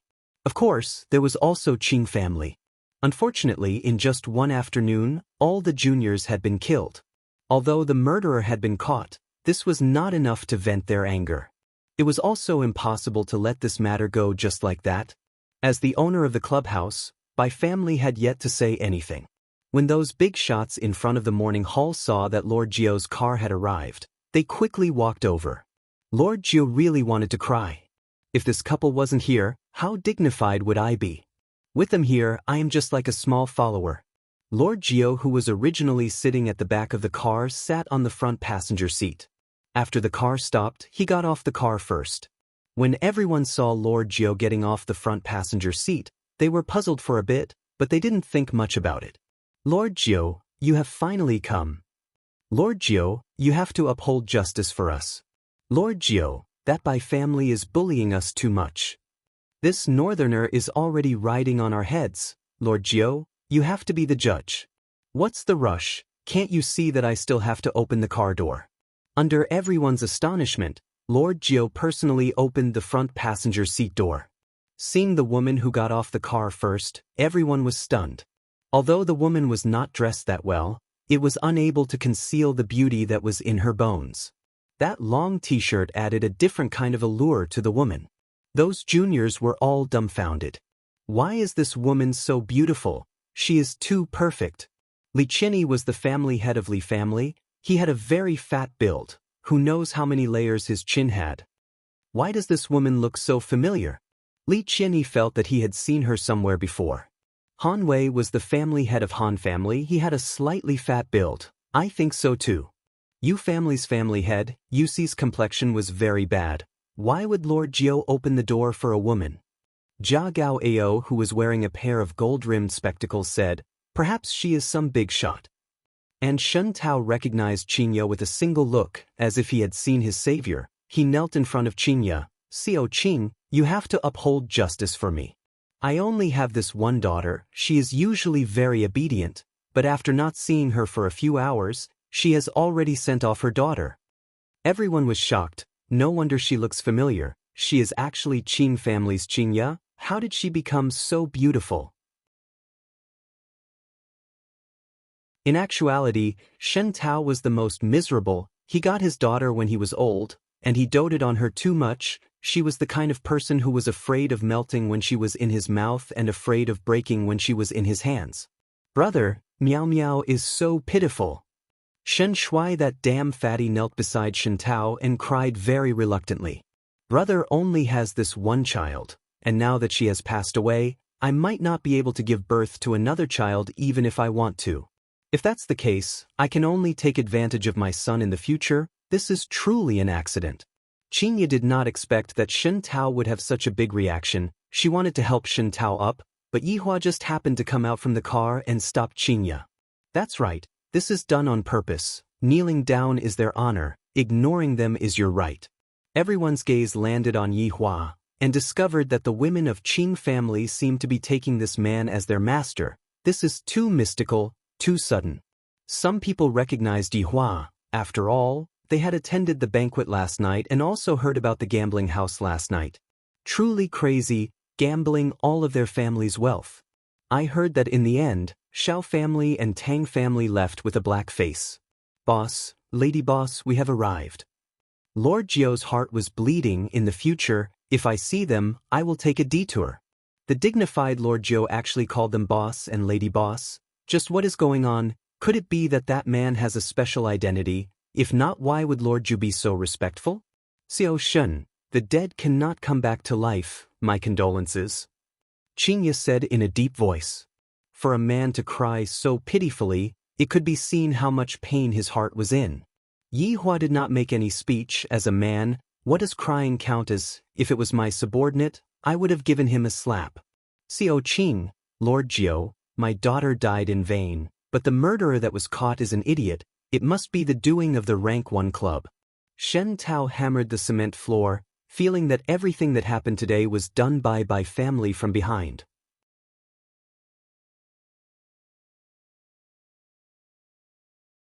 Chapter 85. Jiao Yi took a look at Yihua, and seeing that Yihua did not plan to say anything, Jiao Yi patted Yihua's hand. Let's talk inside. This matter is not a small matter, it can be big or small. Lord Jio's words shocked everyone. big or small? What did he mean? Yi Hua, on the other hand, was hugging onto Qinya to prevent her from showing the pity of a woman. Towards Jiu Ye's words, Yi Hua wasn't the slightest bit interested. Yi Hua, let go of me, Qinya said in a low voice, feeling a little embarrassed. Yi Hua said faintly, you have been hugging me for the entire night, and now that I'm hugging you, that's all. All right, you can go and sleep on the sofa tonight. Why are you so stingy? There are so many people here. You can hug me all you want when we get home. Follow me. Don't forget what you said before. In any case, I'm a weak woman. If you want to use force, there's nothing I can do. However, I will despise you. Qinya flipped her hair indifferently. I am so beautiful and sexy, it is inevitable for Yi Hua's beastly heart to burst out when I am hugging onto him at night. She could understand him, but she would also despise him. Yi Hua took a faint look at Qinya. That's for the best. Remember that look of disdain in your eyes. In the future, even if you beg me, I won't agree. Yi Hua took a deep breath. Do I even need to request anything from you?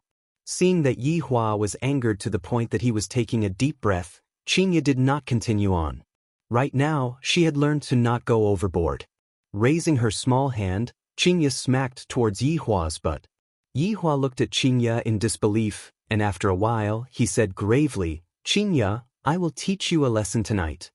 Teach, I won't bow down to evil forces. You will lower your head. Yi Hua's right hand tightened, and Qinya cried out in surprise, and her entire body fell into Yi Hua's embrace. This bastard, he didn't even know where he was. Everyone else was sad. Yi Hua expressed that it was none of my business. Boss, let's go in and talk, Lord Jiu said in a low voice. If the boss didn't move, he wouldn't dare to move. As for the wealthy businessman behind him, he saw that Lord Jiu didn't move, so he didn't move either. He just watched the couple in front of him being lovey-dovey. Qinya wished that she could dig a hole and hide herself. Originally, it was already very awkward for her to come out wearing this set of clothes, but I didn't expect that when I turned around just now, those people would be following behind me. Everyone was speechless. Qing family had a great background in Long and City, and right now, they were even preparing to take root in Zijin City. Although there was still a gap between them and those big families in Zijin City, in any case, they were still able to squeeze into Zijin City. As for this man, he was very mysterious. He didn't look like a gigolo. The group arrived at a side room in Clear Harmony Garden. Yi Hua and Qinya sat down, and Yi Hua said faintly, you two can chat. Everyone sat down, and Lord Jiu let out a sigh of relief. Everyone, I am also very sorry that such a thing happened, but the dead cannot come back to life. Now that the culprit has been caught, everyone's hearts can be appeased. As for the Bai family, in fact, it is not good for you or me if this matter is blown up. Li Qianyi disagreed. Ninth Master, our children were murdered in the first-class clubhouse, so the Bai family has to take responsibility.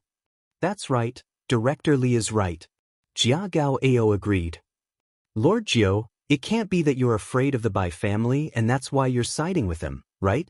Yusi asked solemnly. Lord Jiu said helplessly, I can understand everyone's feelings. It's fine if you want to pursue the Bai clan's responsibility, but you need some time. You can't be thinking of killing your way over, right? Ninth Master, no matter how powerful the Bai family is or how high their status is, they should give us an explanation for what happened. Han Wei's face turned cold. Yi Hua finally understood. These people are afraid of Bai family and want to use Xiao Jiu as cannon fodder.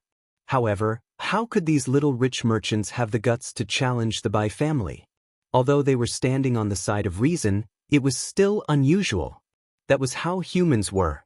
They schemed against each other and schemed against each other. It was the same even when they were playing games. That's right. Do you think we, the South, are afraid of the North? Li Qianyi said boldly as if he wanted to start a war with the North. Yi Hua held onto his chin and asked, Qinya, how is this Bai family? Bai family is very strong, especially Bai family's women.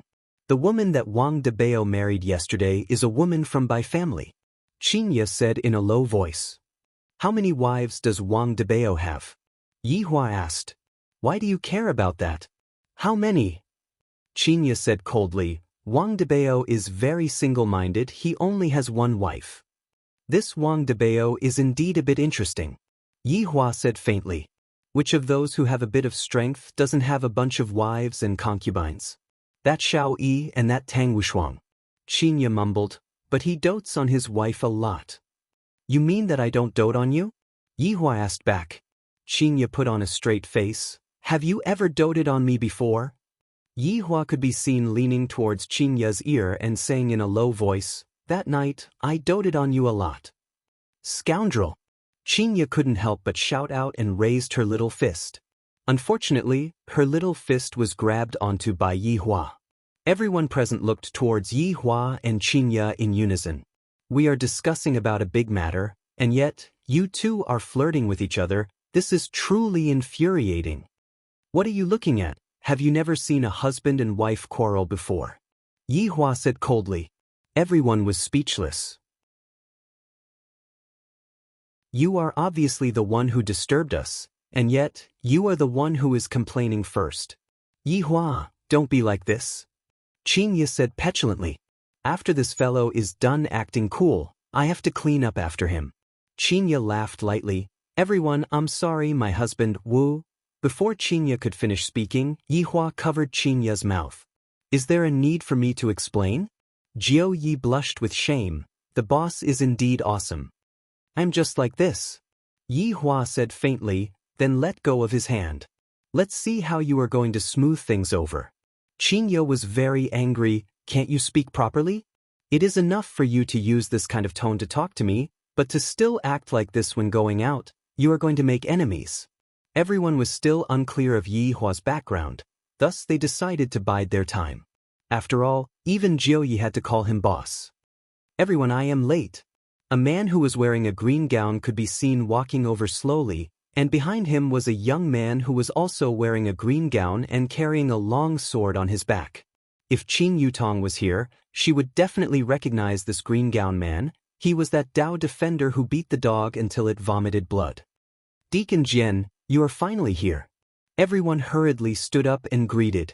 This Deacon Jian is incredible. I heard that he is the deacon of a certain sect in the cultivation world, and also the contact person of Long and City. Deacon Jian, why were you tied up in the park this morning? Jia Gaoao really touched on the sore spot.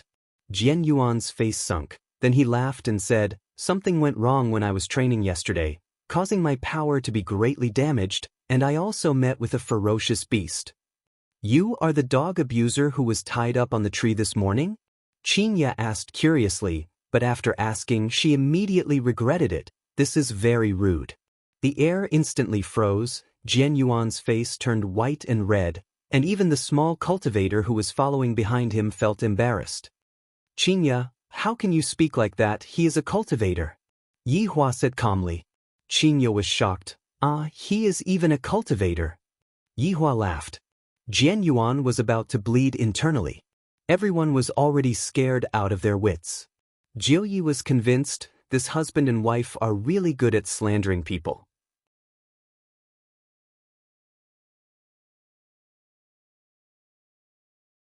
Chapter 86. The atmosphere at the scene was already awkward to the extreme.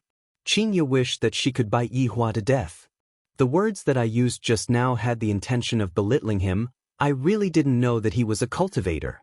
Chinya could be heard saying apologetically, I'm sorry, I really didn't mean to slander you. Jian Yuan, everyone.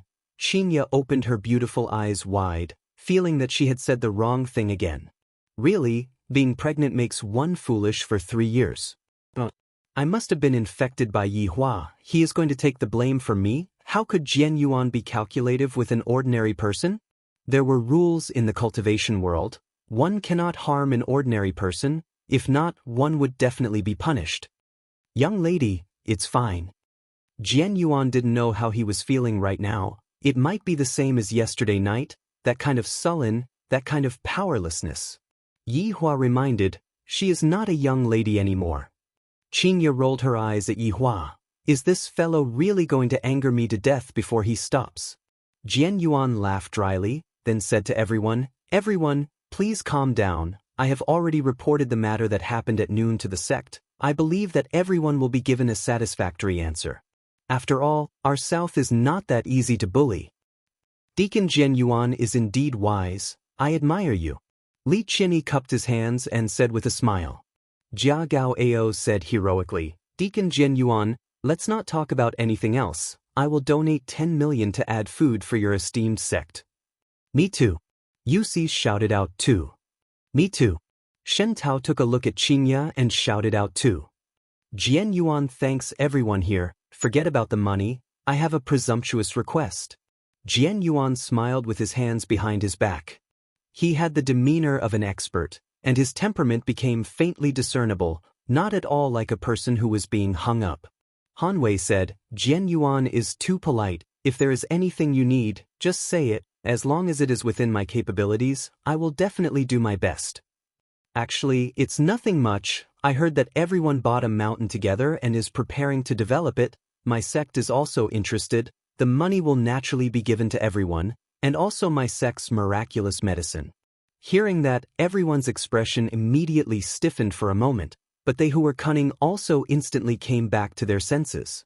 Yi Hua could be considered to know what Jian Yuan was planning.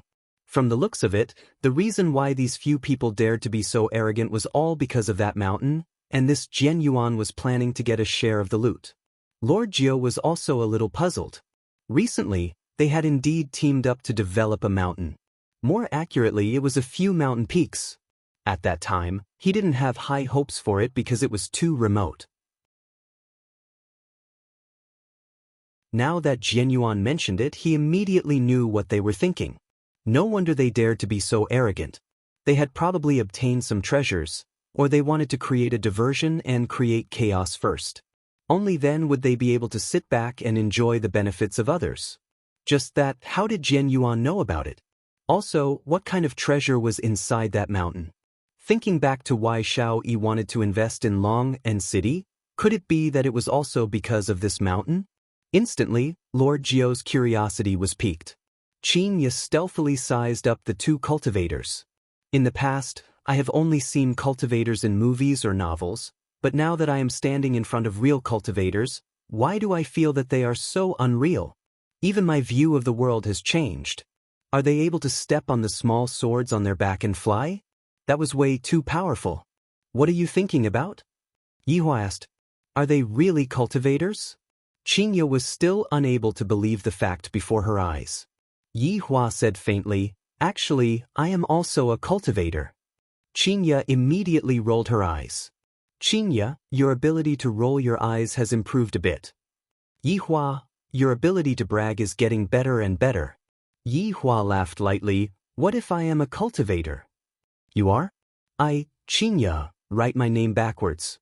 There is no need for that. As long as you promise to listen to me obediently, you cannot go west when I say east. Yi Hua revealed out a mysterious smile, causing Qingya to become flustered. Qingya's eyebrows wrinkled slightly. What kind of tricks is this fellow trying to play again? Alright, if you are not a cultivator, then you have to listen to me, and in the future, you have to peel crayfish for me. Alright. Yi Hua agreed very straightforwardly.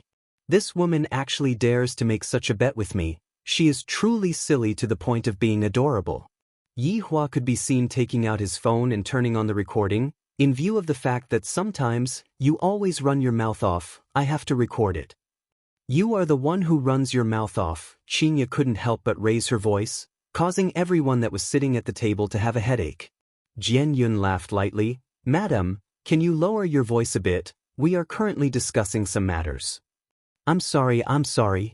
Qingya hurriedly nodded her head and apologized. Yi Hua said faintly, You all be quiet, don't create trouble for me. It wasn't easy for Yi Hua to trick Qingya, so he mustn't let her down. After adjusting the recording, Yi Hua said, Speak. Towards Yi Hua's childlike actions, Qingya was helpless and said, If Yi Hua is really a cultivator, Qingya, promise to be obedient in the future. Yi Hua will be my sky, all right? Yi Hua was very satisfied and kept his phone. You are a cultivator as well? Jian Yun asked curiously. I am unable to see through this man's cultivation. Yi Hua nodded his head. Loose cultivator? Yihua said, self-cultivation. That's right, Yihua is self-cultivating. Could it be that an undead wants to enter the human world to learn? You are thinking too much. Even the other races look down on the undead. They are just like street rats. Your distinguished self said that you are a cultivator. How about you give me a few moves? The young man that was with Jian Yun said. He had long disliked Yihua. Forget that Yihua is handsome. Even his wife is so beautiful. Yihua suddenly said coldly, since you all were rude to my wife, I shall properly teach you all a lesson. Yihua, stop messing around. Qinya shook Yihua's arm.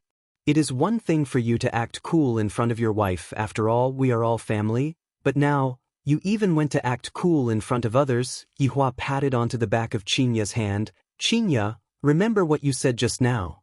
Suddenly, Yihua stretched out his index finger, and a purple flame appeared out of nowhere. That bewitching color made people unable to take their eyes off of the purple flame. When that purple flame shone onto Yihua's face, it made people exclaim in admiration. Yihua flicked out his finger, and the purple flame landed on the ground. The flame did not extinguish, nor did it melt the ground, as if it was just an illusion. Qinya, who was at the side, was already stunned. Yihua can't be playing magic right, but this is too strange, right? An even stranger thing could be seen happening. That purple flame actually slowly twisted and formed into a head and 4 limbs. Just that, why is there a bottle gourd on the head? That's right, this is the bottle gourd brother that Yihua transformed into, the embodiment of justice, the spokesperson that fights against the strong and helps the weak. The purple bottle gourd brother seemed to have a life of its own as it looked left and right, sizing up everything, just like a super cute little pet. However, the size of the purple bottle gourd brother was even smaller than a rabbit by half. Qinya? Yihua looked towards Qinya, seemingly asking her if she admitted defeat. Qinya looked at Yihua dumbfoundedly. Even if you beat her to death, she wouldn't believe that my man is actually a cultivator. How is this possible?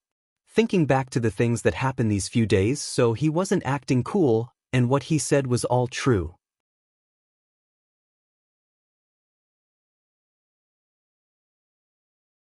Chapter 87. Qinya's brain was unable to function normally and was currently in a frozen state. Not to mention Qinya, everyone, including Jiao Yi, was stupefied. Even Jian Yuan was stupefied. To casually create a living spirit? How is this possible? The face of the young man at the back was filled with disbelief. How can he be a cultivator? This is definitely fake. Evil arts of the pugilistic world. Watch my sword. The young man immediately pulled out his sword and stabbed towards the Calabash brother. I want to expose his lies and let everyone here know that he is a gigolo. I also want that beauty to know that he is a swindler. The purple Calabash brother looked at the incoming sword curiously and did not move at all. However, the sword that was glowing with white light easily pierced through the body of the Calabash brother. Everyone couldn't help but let out a sigh of relief. A complacent look appeared in the young man's eyes. He even looked towards Yihua, seemingly saying that this little thing is not much. I killed him easily. Yihua did not say anything and poked Qinya's forehead. Stupid? Qinya came back to her senses and said, you are the stupid one. How do you want to deal with them? You decide. Yihua said indifferently. In any case, I didn't do it myself, so I didn't break the rules. Qinya punched Yihua. What do you mean deal with them? Your Calabash brother was pierced through the heart. Pierced through the heart? Yihua smiled and did not say anything. The purple Calabash brother touched the sword and seemed to be very curious.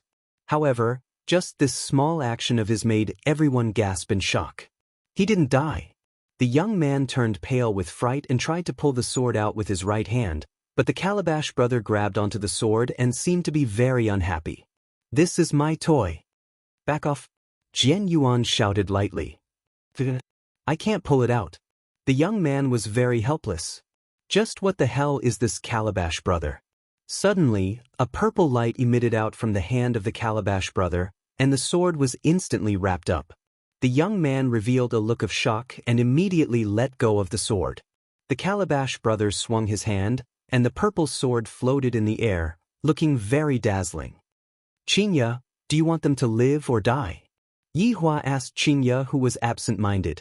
Qingye looked at Yi Hua blankly. She was getting more and more confused about Yi Hua. Just what kind of person is he? He knocked on the silly woman's head and said, "You look pretty cute in this adorable way." Why did you knock my head? Qingye rubbed onto her head petulantly. You haven't answered me yet. Answer what? They have offended you. It's not like other people did it on purpose. Forget about it, forget about it. Qingye said in a low voice. In the end, Qingye was still just a little woman. After hearing what Qingye said, Yi Hua let out a sigh. Qingye, you should know that offending you is equivalent to offending me. Have you ever thought about it? After hearing that, Qingye remained silent. I'll let it go this time, but don't make the same mistake next time. As the wife of a supreme overlord, not only did she have to consider herself, she also had to consider her husband's face. Qingye bit her lips, not knowing what she was thinking. However, everyone listened to the conversation between the couple. They were simply showing off to the extreme. What did they mean by offensive? Did they think they were emperors? However, they only dared to think about it and didn't dare to say it out. They were afraid that the purple sword in the sky would give them a chill. At noon, the juniors were all annihilated. Could it be that the seniors are going to die together with them at night? Jiao Yi finally understood the advice that his big brother gave him before he died. This boss is truly a cultivator, and his strength is even stronger than Jian Yuan, truly formidable. The purple calabash brother lightly leaped onto the purple sword that was floating in the sky, then began flying around. That small posture of his was like he was skiing, showing that he was having a lot of fun. Mr. has great strength. Jian Yuan cupped his hands and said. Yi Hua said, didn't you say that you wanted to spar with me? Jian Yuan's heart sunk. This calabash brother looks very childish, but from the looks of it, his strength has definitely reached a terrifying level. Spar with me is completely seeking death. Mr.'s strength is extraordinary. We are not Mr.'s opponent. We have offended you just now. I hope that Mr. will not blame us. Jian Yuan let out a sigh of relief. A good man should know when to yield and when to advance and when to retreat. What's the use of acting cool for a moment? Yi Hua felt that it was all right to speak like this. According to his temperament in the past, he would definitely ignore his begging for mercy, but thinking from the perspective of a human, he would definitely want to obtain a greater benefit. Since you are sincerely lowering your head and begging for mercy, then I will spare your life. Yi Hua said indifferently. Jian Yuan looked as if he had eaten a fly. How am I begging for mercy? I am just praising you. All right, that's right, this can only be counted as a disguised form of begging for mercy, but aren't you not giving me any face at all? Right now, everyone didn't even dare to breathe loudly. Even Jian Yuan Deacon has to lower his head and admit his mistake. Then what do we count as? That purple sword that was floating in the sky was like a death sentence. Whoever dares to speak carelessly would have their heart pierced through. Jian Yuan Deacon, since the boss has already spared your life, you should smile, don't frown. Jiao Yi suddenly stood up and said with a smile, having the intention of hugging onto Yi Hua's thigh. Why the F***K am I supposed to smile? Will I beg for mercy? I will never beg for mercy in my entire life. This is the last time I will beg for mercy. Next time definitely won't. No. There won't be a next time. Why did you all butt in? Yi Hua asked curiously. Jian Yuan went into a daze, then played dumb and said, Mister, what do you mean? 5. The purple sword had already appeared in between Jian Yuan Deacon's eyebrows. Calabash brother was lying on the body of the sword, posing like a drunk concubine. If not for the fact that the situation wasn't right, Qingye would definitely laugh out. Jian Yuan didn't know why, but his body was already out of control. This sword might was too huge, but it was only released by Calabash brother who was lying on the body of the sword, and from start to finish, that man had only thrown out a purple flame. Think about what I mean. Yi Hua said unhurriedly, while playing with Qingye's finger. It was rather tender and smooth. Mister, this is... I don't care what reason you have, I will ask and you will answer. Furthermore, there are a lot of people who are smarter than you here. Yi Hua said coldly. If not for Qinya being soft-hearted, she would have already poked his forehead. In any case, it wasn't me who did it, it doesn't count. Jian Yuan was sweating profusely. Why am I so unlucky these 2 days? Sailor Moon and Calabash Brother. I actually got bullied by a character from an anime. Can I still have fun? Why is there such a strong person in this Long N city? After I return this time, I definitely have to report to the sect. I will not stay in Long N city even if I am beaten to death. Mister, there is a dragon vein under the mountain that they bought. Dragon vein. Yi Hua went into a slight daze, and here I thought that it was something that made them fight over it. To make such a big fuss over a mere dragon vein.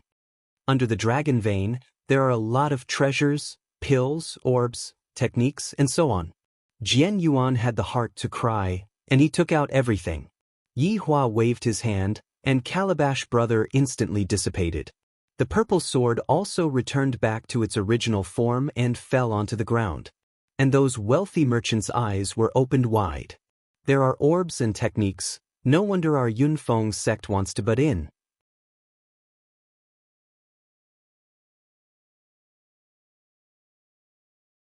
Chapter 88. There was no longer any meaning in staying here any longer. Pulling Qinya, who was absent-minded, Yi Hua said, "Xiao Jiao, call a car over." Lord Jiao immediately stood up. "I'll make the arrangements now." "Boss, please wait for a while. The driver will be here soon." Yi Hua nodded his head.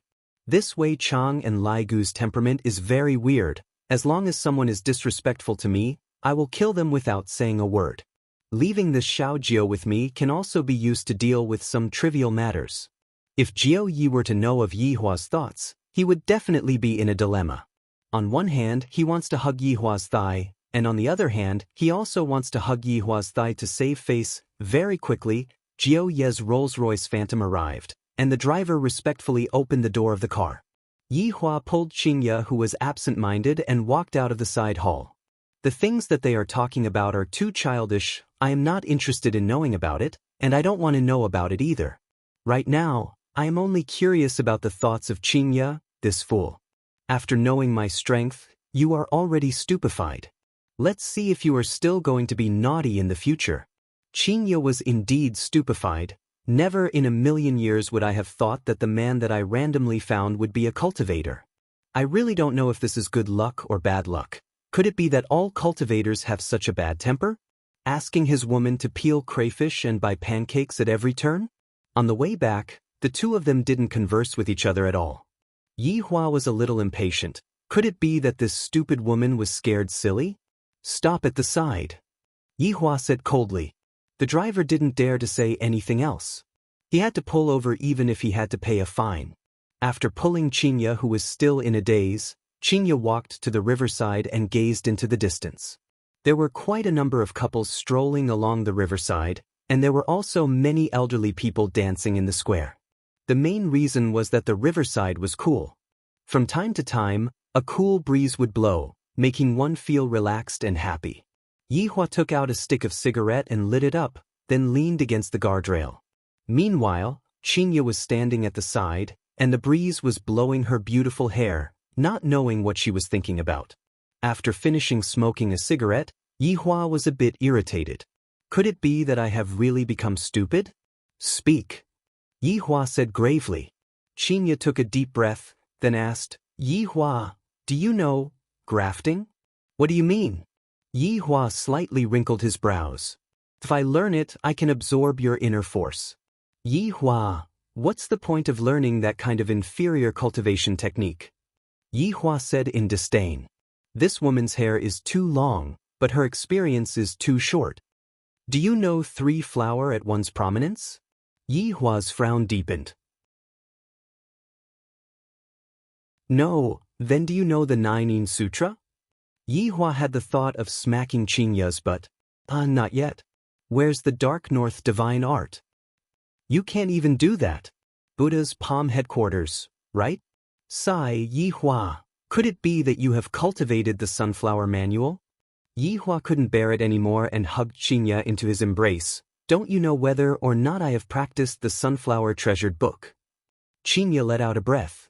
Just now, I just wanted to tease Yi Hua a bit, And upon discovering that he is still the same as before, I can finally be at ease. Just that, with the additional identity of a cultivator, I don't know if I will be able to gain face for myself if I were to tell others about it. For example, other people say, "My husband is worth tens of billions. Where does your husband come from?" Chinya placed her hands on her waist and shouted out proudly, "Your husband is nothing. My husband is someone from the cultivation world."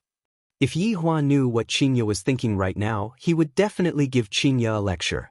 To actually compare yourself with that kind of low-rank job. "Are you really someone from the cultivation world?" Chinya asked. Yihua didn't know how to reply. What the hell is the cultivation world? If I were to deny right now, would she go back on her words? After all, what I am betting on is whether I am a cultivator or not. However, admitting that I am a cultivator, I feel really low. However, for the sake of teaching Chinya a lesson, I might as well be a little low. Seems like for this woman, my bottom line is getting lower and lower. Yihua said indifferently. Then, are you very powerful, the kind that can blow up a car with a punch and can even fly into the sky? Yes. Then, can I fly on a sword? Can I fly into space? But there is no oxygen, Yihua. Do you not want to breathe anymore? A few black lines appeared on Yihua's forehead. No wonder you were like that night. So you are a cultivator, you must have taken your medicine. Yihua was really angered and said coldly, "You can come and give it a try tonight." "TSK, I won't fall for it. Don't think that just because you are a cultivator, I have to hug onto your thigh and listen to your words." Chinya pushed Yihua away, stood in front of Yihua, raised her chin and said confidently. Yihua said gravely, "Did you forget about your vow?" "The vow? I don't know what you were talking about. I knew that you would be like this." Yihua took out his phone and played Chinya's recording. "If Yihua is really a cultivator, I, Chinya, promise that I will be obedient in the future. Yihua will be my sky, alright?" After listening to her vow, Chinya immediately understood I was tricked by Yihua again. "I won't accept this, you lied to me." Chinya raised up her small fist again, but unfortunately, her wrist was grabbed onto by Yihua. Yihua knew that Chinya would go back on her words and said coldly, "Do you think that your small fist will be able to harm me?" Chinya's expression immediately sunk as she said, "I know that you are a cultivator now, and you are very powerful. I am just an ordinary woman, and I am completely not your opponent.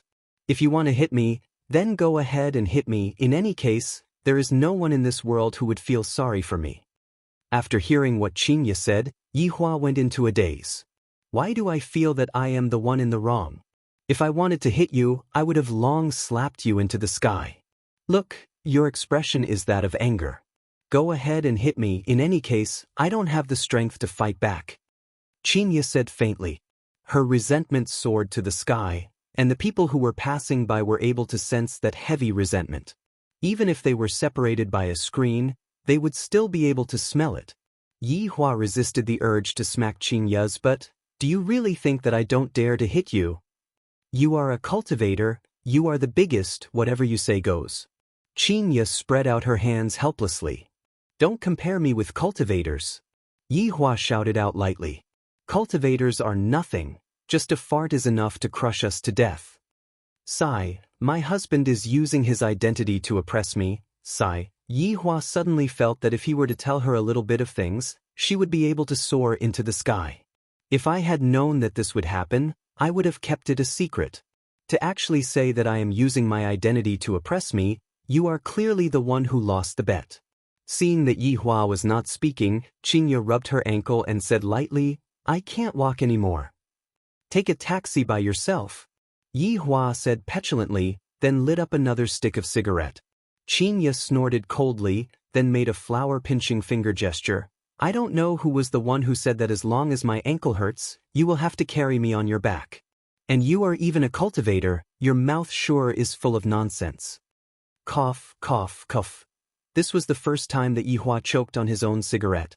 Originally, I wanted to use the recording to educate Chinya, but in the end, I didn't expect that my identity would instead become a handle that Chinya could use against me. She is even a cultivator, If I were to tell her my real identity, things would get out of hand. Forget it, I will just slowly walk back. The identity of a cultivator is noble. How can I carry my wife on my back? If this matter were to be spread out, I would lose so much face. Chinya suddenly added a sentence.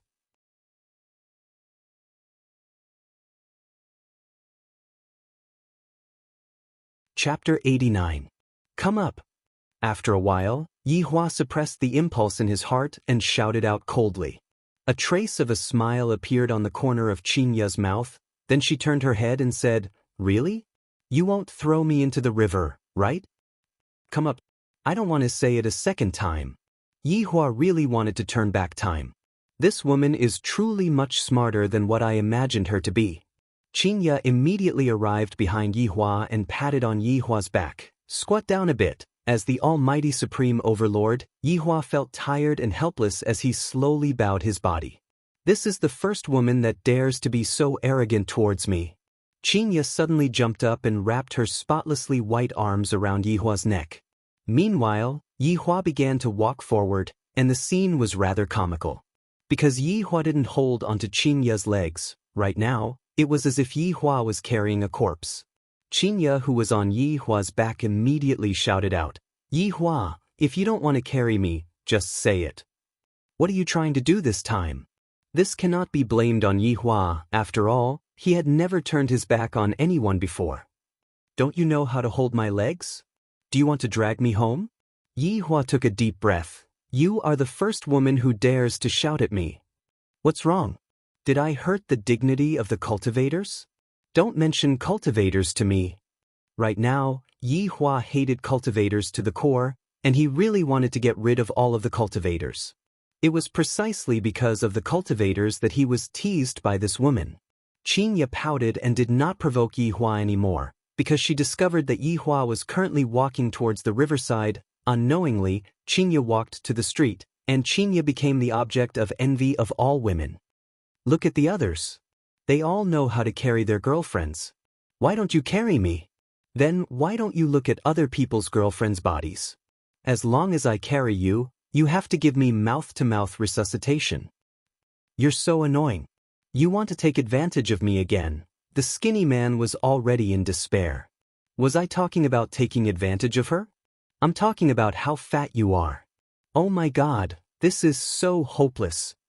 Leaning on that broad and sturdy back, Chinya felt extremely safe. Towards the envious gazes that other people were casting at her, she also happily accepted them. If you guys have the ability, then go and find a cultivator husband to carry as well. Yihua. Chinya called out softly. Yihua lightly nodded. In actuality, he was silently praying in his heart that Lai Gu and Wei Chang must not see this. Will you really hit me? Yihua stopped his footsteps and immediately slapped onto Chinya's perky. But do you think that I dare or not? Chinya was stupefied. This fellow actually dared to spank my butt in front of so many people. Shameless. Without waiting for Chinya to start scolding, Yihua took the initiative and said, I have a voice recording as evidence. You better be more obedient in the future. If not, I will spank your butt until it is swollen. Chinya pouted her small mouth. Humph, you are a cultivator, so of course you can only rely on your martial strength. Yihua remained silent. I swear. Tonight, I am going to properly teach Chinya a lesson and let her know the consequences of going back on her words. Not long after, Yihua arrived at Leisure Bar while carrying Chinya on his back. Under everyone's astonished gazes, Yihua walked upstairs. Wei Chang swore that he would definitely tell this scene to Lai Gu. Bang! The bedroom door was heavily closed by Yihua. Qing Yutong naturally heard what happened and immediately ran over to the corner of the bedroom to eavesdrop. Brother-in-law and big sister sure are passionate every single day. Sure enough, in just a few seconds, big sister's panting sound could be heard from the bedroom. Qing Yutong's entire body was in a bad state. Brother-in-law is simply too ferocious. Big sister's panting is not panting anymore. She is almost shouting for help. The two of them are simply too hardcore, so perverted. On the spacious bed, Yihua was currently teaching Chinya a lesson. Don't think too much, I am just placing Qingya on my thighs and spanking that sexy little butt of hers. The amount of force that I control is just right, just that, isn't Qingya's scream too exaggerated? Yihua, I have seen through you, you only know how to hit your wife.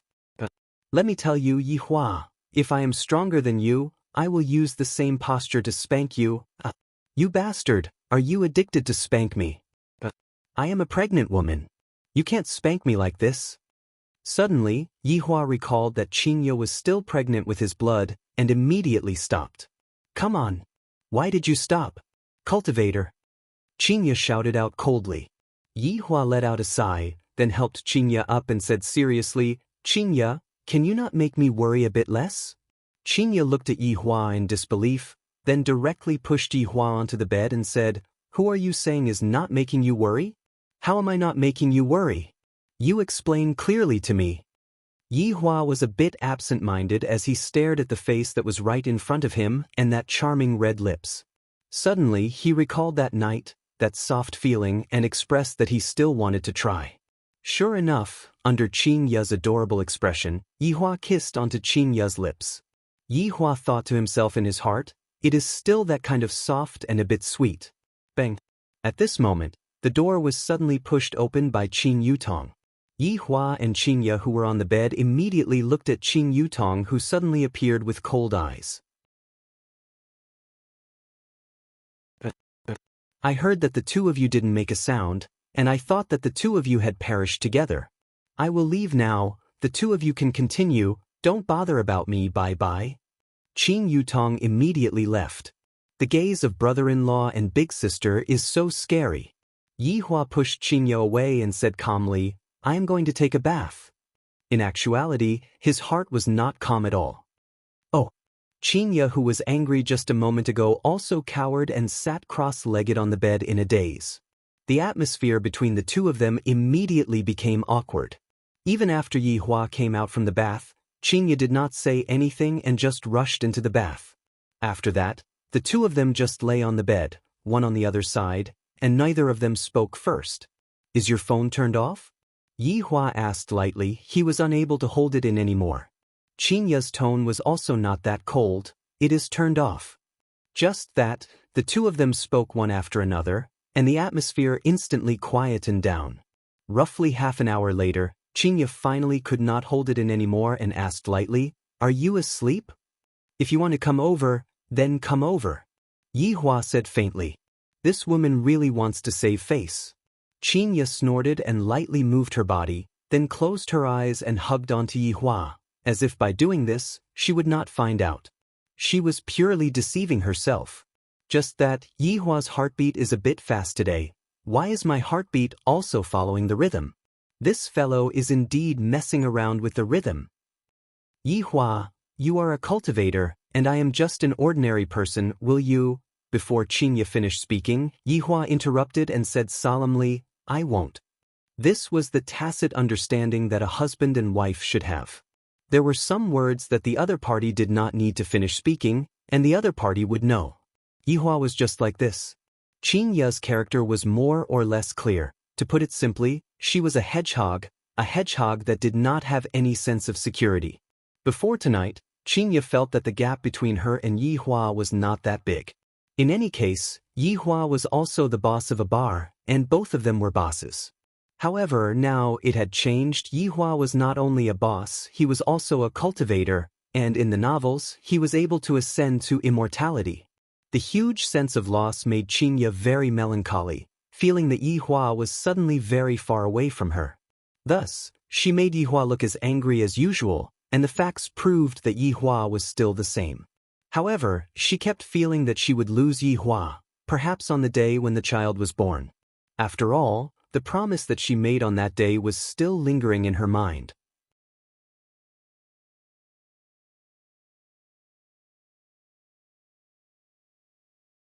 Chapter 90. Carrying along this uneasy feeling, Qingya gradually fell asleep.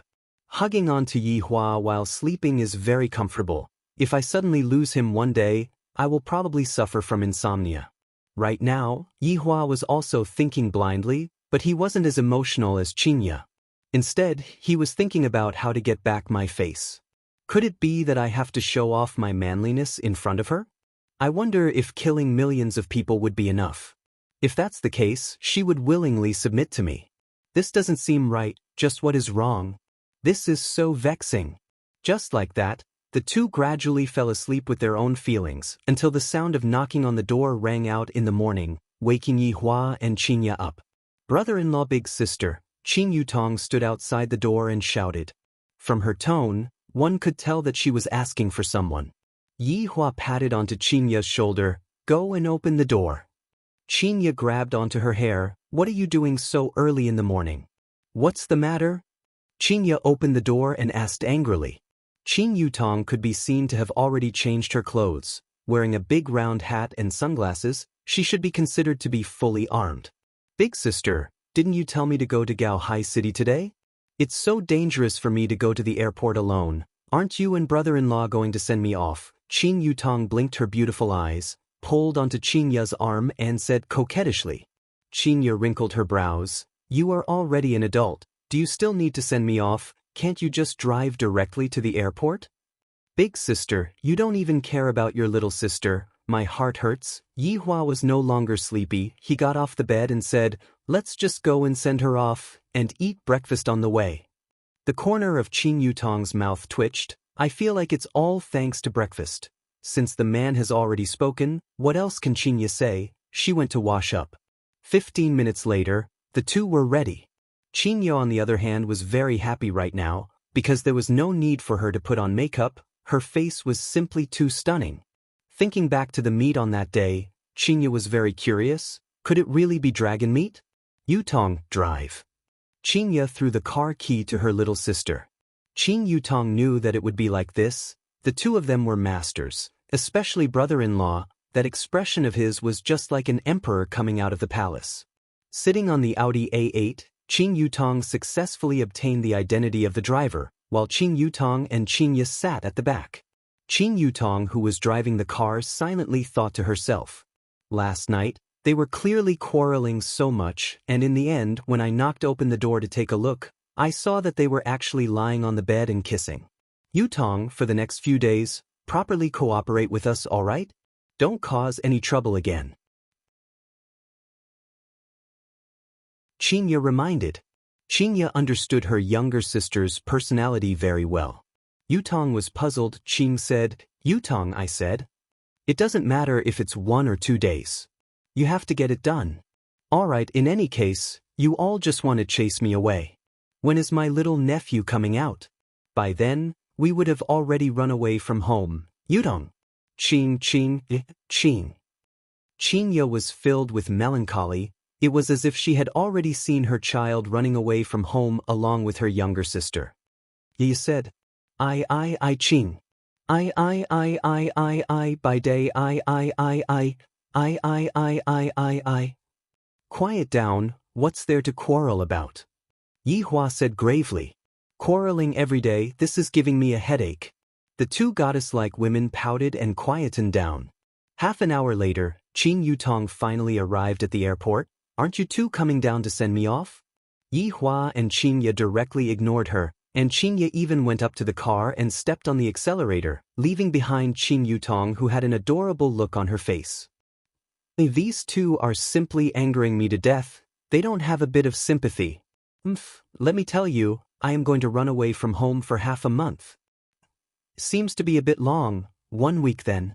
Let's see if you two are anxious or not. Qing Yutong, who was throwing a small tantrum, walked into the airport and immediately attracted attention. Although she was fully armed, her temperament could not be changed. Don't look at how Qing Yutong was carefree in front of Yi Hua and Qingya. When she met outsiders, she would change. After all, Yi Hua and Qingya were her relatives. In the car, Yi Hua said faintly, let's go out for a walk today. Cultivator, do you want to go on a date with me? Qingya teased, the corner of her mouth unconsciously raised up. Can you remove the word cultivator from your mouth? Can't you speak properly? Yi Hua felt that telling her that he was a mistake. If he were to directly tell her that he was a supreme overlord, things would get out of hand.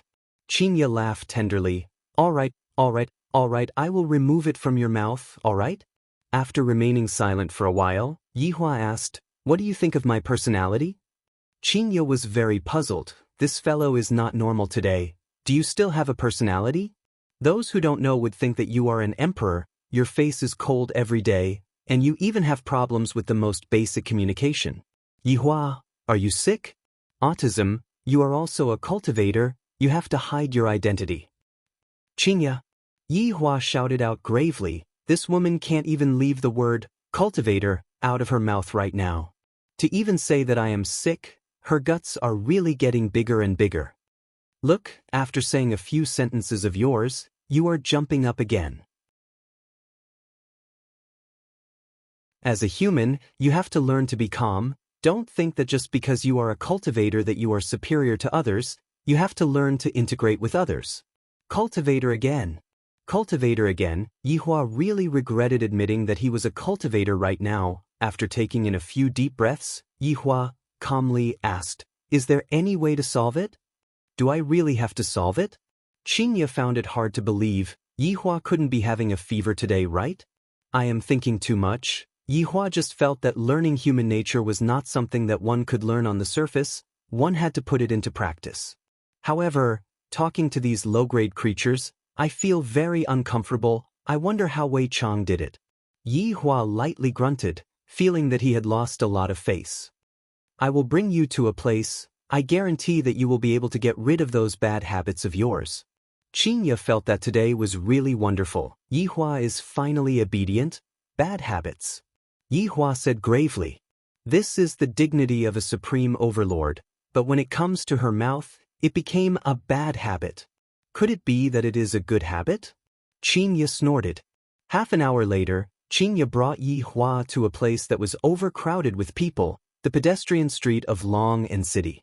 Last time, I even came here to eat skewers. Why did you bring me here? Yihua asked faintly. Don't think too much, come with me. Qinya held onto Yihua's big hand and walked into Adi's specialty store. Inside the specialty store, there were almost all female salespeople, and when they saw such a handsome guy, they all rushed over. When they saw the woman beside Yihua, they immediately stopped their footsteps. The woman was so beautiful that it made people feel ashamed of their inferiority. Qinya sized up the sportswear, then looked at the suit that Yihua was wearing. Don't dress so solemnly all day. When it is time to relax, relax. Yihua remained silent. What are you in a daze for? Go and buy it. Qinya pushed Yihua, letting Yihua take the initiative to ask.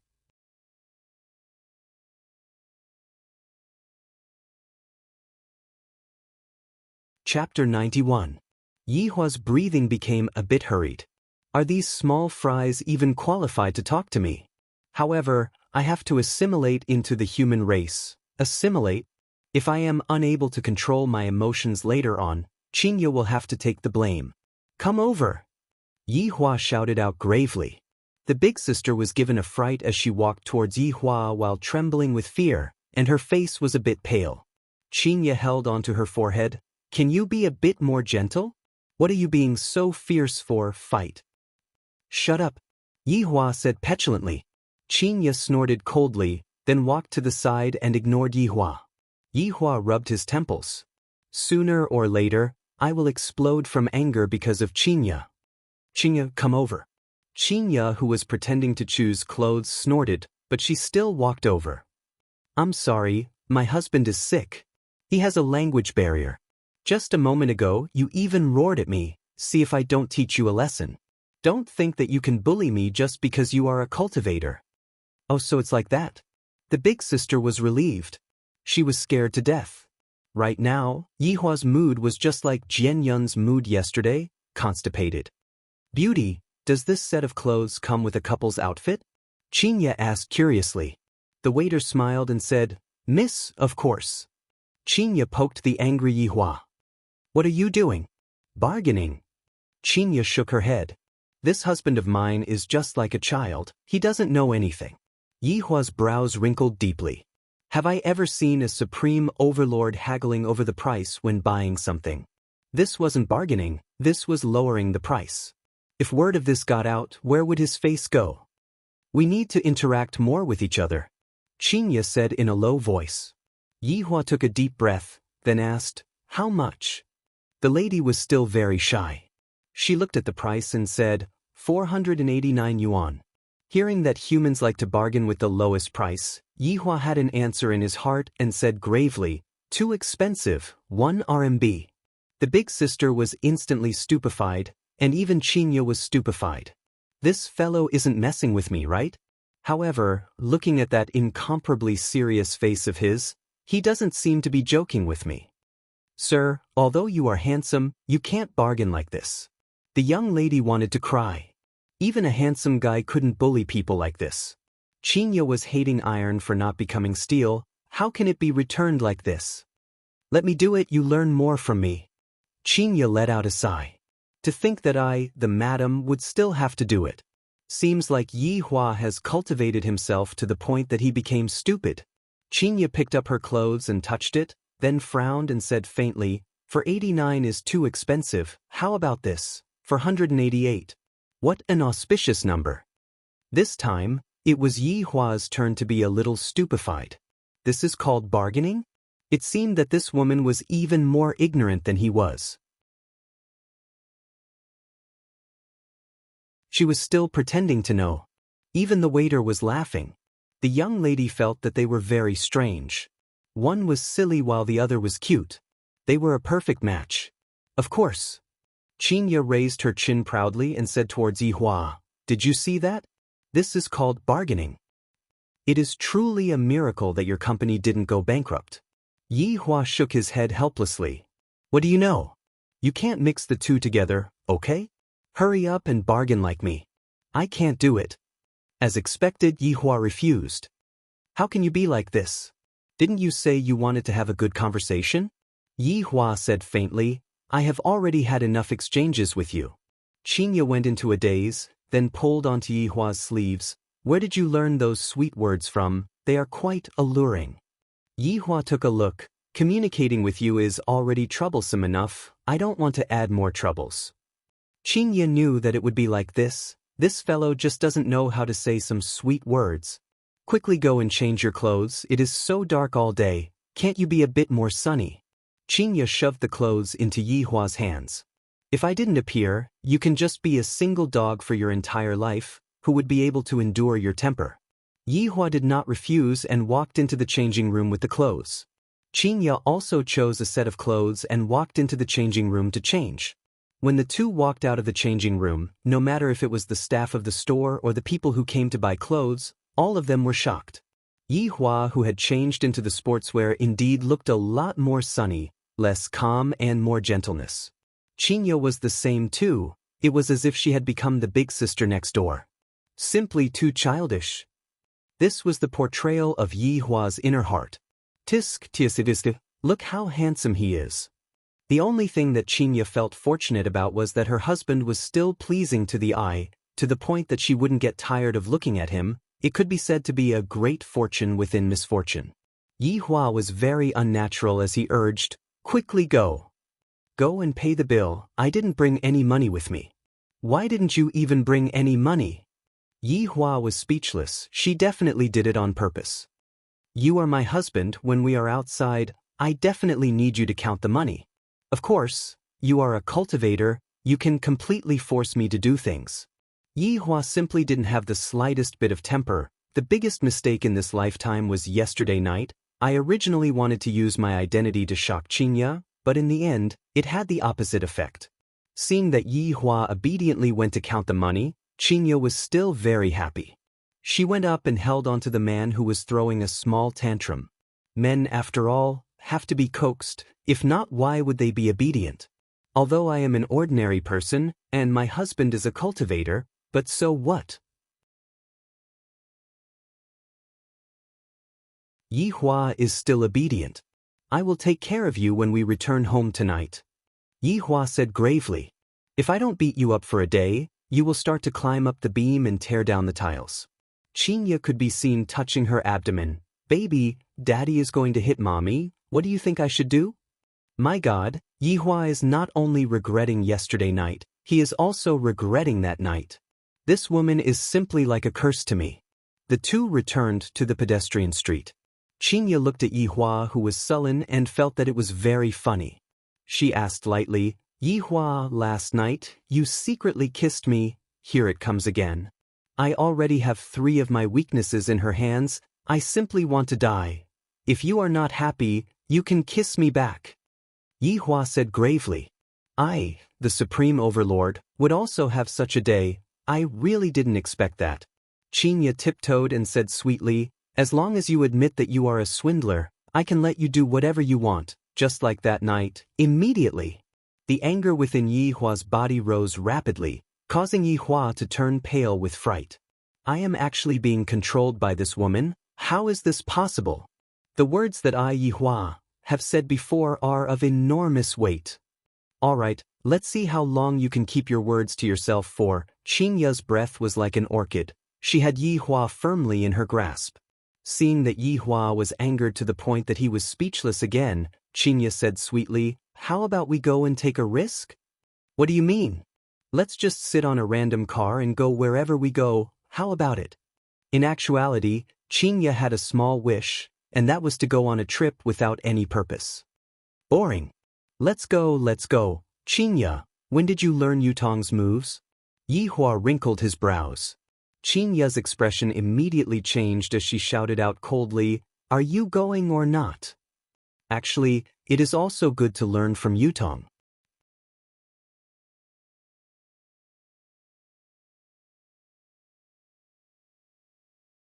Chapter 92. After getting on the bus, Qinya quickly fell asleep while leaning on Yihua's shoulder. It was only at this time that Yihua felt that Qinya was very obedient, and when she woke up, she became like a little demon. After half an hour of driving, the two got off the bus and changed into the minibus. "Who knows where this minibus is heading to?" "Teacher, stop for a moment." Looking at the scenery outside, Qinya couldn't help but shout out. After getting off the car, Qinya stretched her body and said comfortably, "The air here is fresh." Yihua lit up a cigarette, expressing that he was very bored. A truck carrying pigs passed by, and the truck carried a strange smell. Qinya's comfortable face immediately turned black, and even Yihua's face was the same. "This is the good place that you chose," Yihua said petulantly. Qinya was a little embarrassed. "How would I know? Can't you treat me a bit more gently? Hold my hand and close your eyes." "What? You want to steal a kiss from me again?" Qinya's heart was beating faster. "Who wants to kiss you? I am just changing places." Yihua let out a light sigh. "I really don't know what she is thinking about all day long." "Tisk, let's see what kind of flower you can conjure up." Qinya snorted coldly and pulled onto Yihua's hand. 1 seconds later, Yihua said, "We're here." Qinya slightly opened her eyes. Just a moment ago, everything in front of her eyes had changed. What she could see was a green lake, and all around her were towering trees. This was the real utopia. "Yihua, have we transmigrated?" Yihua poked onto Qinya's forehead. "Just what is going on in that little head of yours?" Qinya stuck out her tongue, then ran to the lakeside and opened up her arms. Yihua followed behind her unhurriedly with a cigarette in his mouth. With a wave of his hand, 2 chairs and a small table immediately appeared. On the table was a dragon blood wine, as well as the meat of star-cleansing sparrow and golden delicate crane. "Don't just stand there. Come and sit down." When Qinya turned her head around to take a look, she was first startled by the things that suddenly appeared, and soon after she muttered, "Having a cultivator as a husband sure is good, he can even bring so many things with him." Another cultivator, Yihua really wants to throw Qinya into the lake to calm down. Lying on the chair, Qinya took a sip of the dragon blood wine and said, "We will be able to save a lot of money on transportation fees in the future." Yihua didn't want to talk anymore. "Yihua, are you able to transmigrate to another world?" Qinya asked curiously. "It's simple." Upon hearing that it was okay, Qinya became interested. "When are you going to bring him over to play with me?" "Let's talk about it after you give birth." "That's true."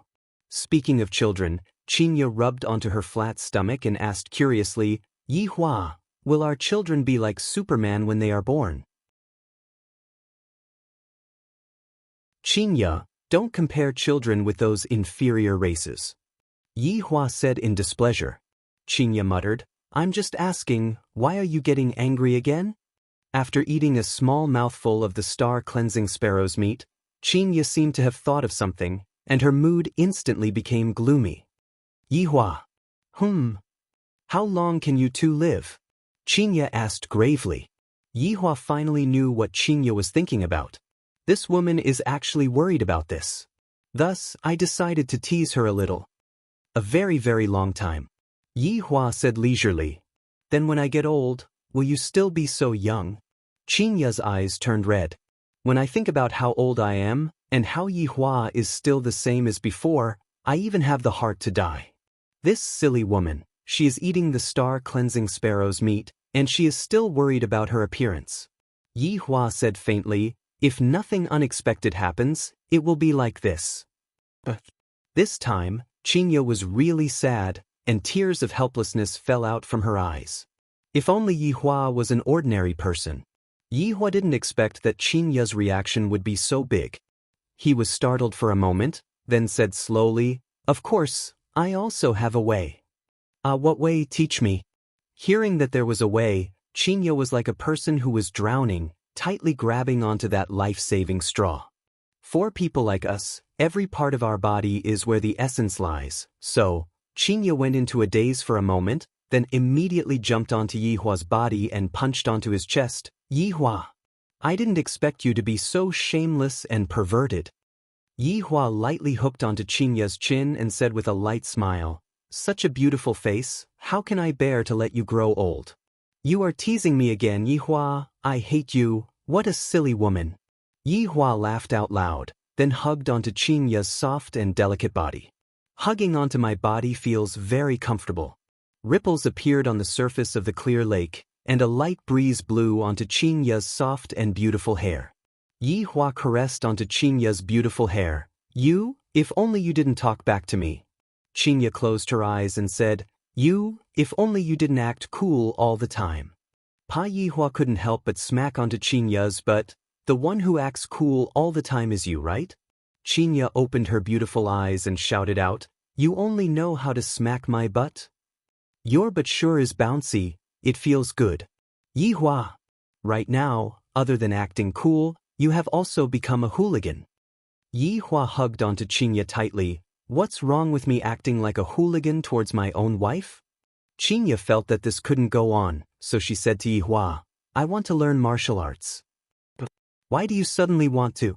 Because I want to defeat you. And then bully you. Qinya turned around and rode onto Yi Hua's body. Her posture was too explosive. Yi Hua laughed lightly, your way of thinking is perfect, but you won't be able to succeed. In this lifetime, I am definitely going to bully you. Humph, if you don't teach me, who would know? Perhaps, you know that my talent is extremely good, and you are afraid that I will surpass you. Qinya expressed that she was not convinced. Failure isn't scary, what is scary is that you still believe in this sentence. Qinya pouted, how do you know that I will fail? From the moment you said that you want to surpass me, you were destined to fail. Humph, you are just stingy, Yi Hua. Yi Hua sighed, then held onto Qinya's small hand, pointed towards the infinity ring and said, with this ring, you are already invincible. Qinya was confused. Other than looking good, this ring doesn't seem to have any other use. In the future, you will know, my woman, why must you cultivate so bitterly? It is just like playing a game, we are all pay-to-win players, and we will forever be ahead of normal players. From level 1 to level 100, it is just a ding. Qinya touched onto Yi Hua's forehead, your illness is acting up again. Yi Hua raised his hand and was about to smack onto Qinya's forehead, scaring Qinya to the point that she jumped up and immediately ran away. See if I don't smack you today. Humph, you have to catch me first. Qinya still had the innocence of a child and made a funny face. If Qin Yutong were to see this, she would definitely rub her eyes. Is big sister infected by me? You run slower. Don't slip and fall. Yi Hua warned gravely. You are still so crazy even though you are pregnant.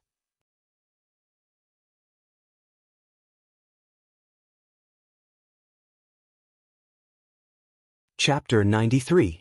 Suddenly, a cry for help came from the forest. A man covered in blood rushed out. His panicked face made it seem as if there was a great flood or fierce beast behind him. "Save me! Save me!" The man ran towards Chinya, who was in a daze. Unexpectedly, his legs became crooked and he tripped over himself. He slid for a full 3 meters before finally stopping in front of Chinya's feet. His chin was almost bruised. Yi Hua snorted coldly. "How can my woman be touched by someone like you? Yi Hua, quickly come and save them." Chinya finally came back to her senses and shouted out loudly. Yi Hua walked over unhurriedly and sized up the man. He discovered that the man did indeed have injuries, but the injuries were not as serious as what he had shown. Furthermore, the fainting that the man was showing right now was just an act. Qin Yuan felt that he was really unlucky today. He heard that this mountain range was extraordinary, so he specially came over to check it out. In the end, he bumped into a disciple of the Cloud sect. Luckily, he escaped quickly, but he also discovered an unknown secret. If this news were to be leaked out, the entire cultivation world would be shaken. The Cloud sect actually secretly dug up a dragon vein. However, he was injured. If he continued like this, he would definitely be caught. Coincidentally, he saw a couple camping by the lake. After observing them for a while, he felt that they were both good people. After all, they were so in love with each other. The beautiful woman was running around like a child, shouting for him to come and catch her. She was really cute and kind. The man doted on the woman very much, so he was probably a kind-hearted person. When he saw someone like him in trouble, he would definitely help. "Look at this beauty is anxiously shouting to save me. I am so happy, hurry up and drive me away." "What happened?" Yi Hua walked over and asked lightly. "I don't know, he just ran out from the forest. Quickly save him." Chinya pulled onto Yi Hua's hand and shouted out anxiously. Yi Hua appeared very serious and said, "Chinya, don't worry, it's nothing big." Qin Yuan, who was lying on the ground, cursed under his breath. What kind of look was that? He was covered in blood, yet he said that he was fine. Only a fool would believe him. "Then I can rest assured."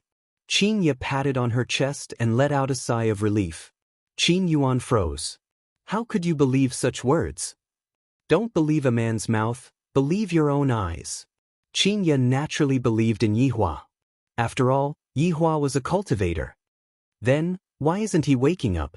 Chinya walked over to Qin Yuan's side and asked curiously. "He might have fainted from the fall.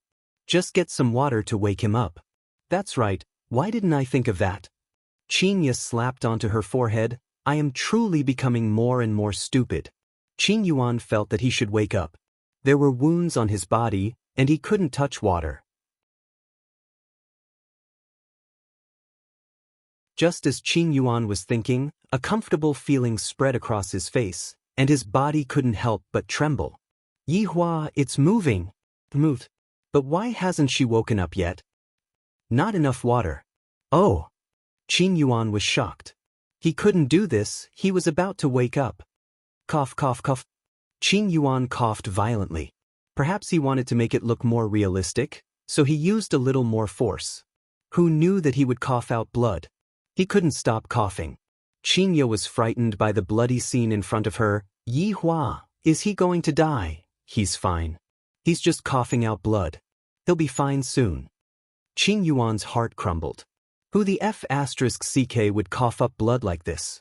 How could these two people not know this common sense? 1 minute later. "Yi Hua, why hasn't he stopped?" "Seems like he has a lot of blood." "Chinya, lay him down," Yi Hua said faintly. Without waiting for Chinya to act, Qin Yuan had already laid down himself. Could it be that Yi Hua is going to give me artificial respiration? Such a beautiful woman, I'm so happy. What do we do next? Chinya asked curiously. Yi Hua pointed at Qin Yuan's chest. This person's blood is all accumulated in his chest. If we don't take care of it in time, he might suffocate to death. Ah, so serious. Chinya was shocked. And Chinya, use your foot and step on his chest. Use a bit of strength, and he will be able to vomit out all of the extravasated blood. Yi Hua said very earnestly, and Qinya had never seen Yi Hua being so earnest before. Qinya wrinkled her brows. Will it really work? Qinya, look at how much pain he is in, hurry up. Qin Yuan couldn't care so much anymore. These two are simply inhumane. I am already coughing out blood, and they still want to step on my chest. Do they even have a bit of medical common sense? This beauty actually believed in my words. Cough, cough, cough. Qin Yuan wanted to leave. He didn't want to be stepped on by Qinya. Qinya took a deep breath. Mister, don't be anxious. My husband will cure you. Cure your sister? How is he going to cure me? He is going to take my life. You are going to be his accomplice. Bear with it a bit. Qinya closed her eyes and raised her foot. Cough, cough, cough, cough. Qin Yuan went crazy. Even if you want to step on my chest, you should at least open your eyes. Who would step on my chest with their eyes closed? Sure enough, Qinya did as Yi Hua said and heavily stepped on Qin Yuan's chest. As expected, the coughing stopped, and Qinya let out a breath. Yi Hua's method is really useful. Yi Hua couldn't help but shiver. The place where Qinya's foot landed was too dangerous, not to mention coughing. Even if it was a heavy injury, one would still faint. Opening her beautiful eyes, Qinya looked at the place where her foot landed and took in a breath of cold air, then immediately looked towards Yi Hua. Yi Hua, I didn't do it on purpose. I just wanted to save him. Yi Hua shook his head. Quickly go and get some water to splash him to wake him up. Qinya, who was embarrassed, immediately took some water and splashed it on him again. When he wakes up, I will definitely apologize to him. I really didn't do it on purpose. Qin Yuan really fainted. Originally, I was still fine. I just wanted them to save me and drive away from here. In the end, I am really not far away from death. After Qin Ya's unremitting efforts, Qin Yuan suddenly woke up and took a deep breath. Coincidentally, Qin Ya splashed water on him. I'm finished, I choked. Cough, cough, cough. Cough, cough, cough. I'm sorry, I didn't do it on purpose. Qin Ya was about to cry from anxiousness. Why did I vomit blood again? Qin Yuan opened his eyes as if he was saying, don't torture me anymore. Let me go, we can pretend that we never saw each other. Just that, in Qin Ya's eyes, this kind of expression completely became a signal for help. Don't worry, this time, I guarantee that I will step on the right place. Yi Hua slowly turned around. This is too cruel. Cough, cough, cough. Qin Yuan was in despair. He wanted to struggle to get up and leave, but he was held down by Qin Ya. You can't leave now, you will die. F***K. If I don't leave now, I will die later on. You murder. Qin Ya immediately raised her leg, and this time, she did not close her eyes. Aiming at the position, she kicked down. A stream of blood sprayed out from Qin Yuan's mouth, and his entire body went limp, and his expression was no longer that painful. Qin Ya, you saved his life. Yi Hua said with his hands behind his back. Qin Ya let out a breath. What should we do next?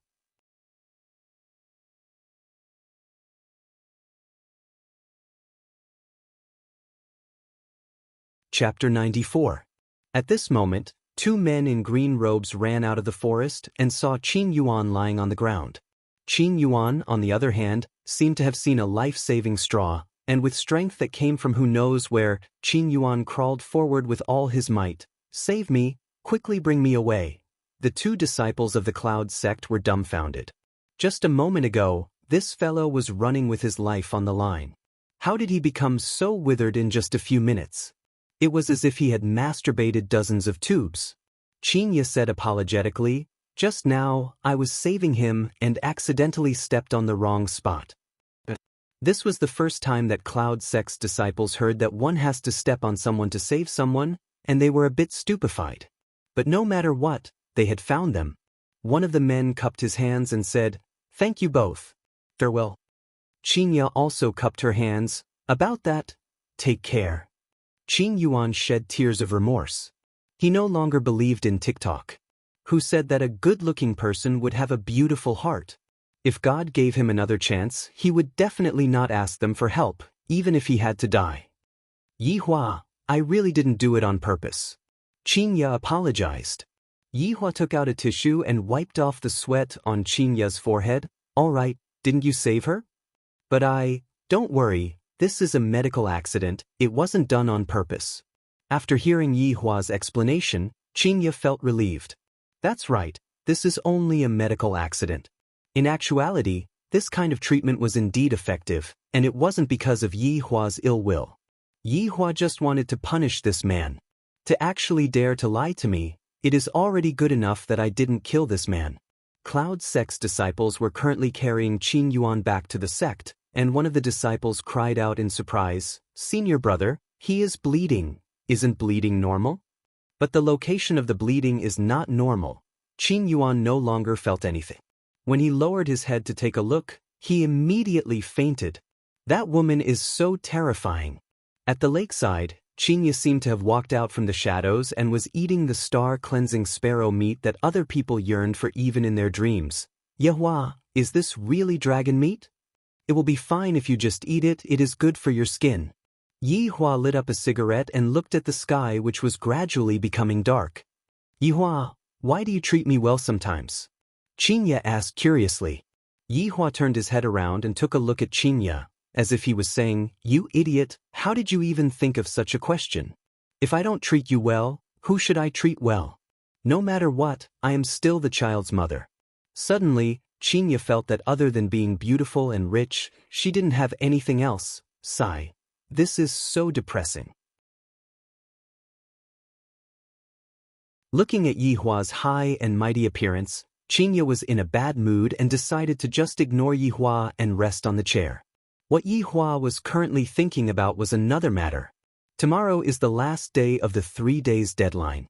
If Yi Hua doesn't return the money, then according to the previous rules, Yi Hua will have to pay back his life. To even dare to owe me money and not return it, Yi Hua's guts are not ordinary. Today was different from the past. Exterminating an entire sect was too vicious. Change it. This matter will be handed over to Wei Chang or Lai Gu to handle tomorrow. I still have to teach Qin Ye a lesson. Look at her sleeping posture, my God, she is drooling again. Yi Hua, I want to spank your butt. In the dream, Qin Ye shouted loudly.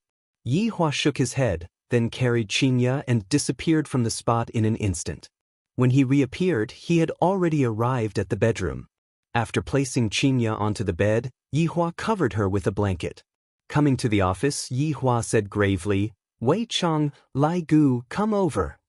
In an instant, Wei Chang and Lai Gu put down the things that they were doing and appeared in front of Yi Hua, then respectfully called out, "Your Honor."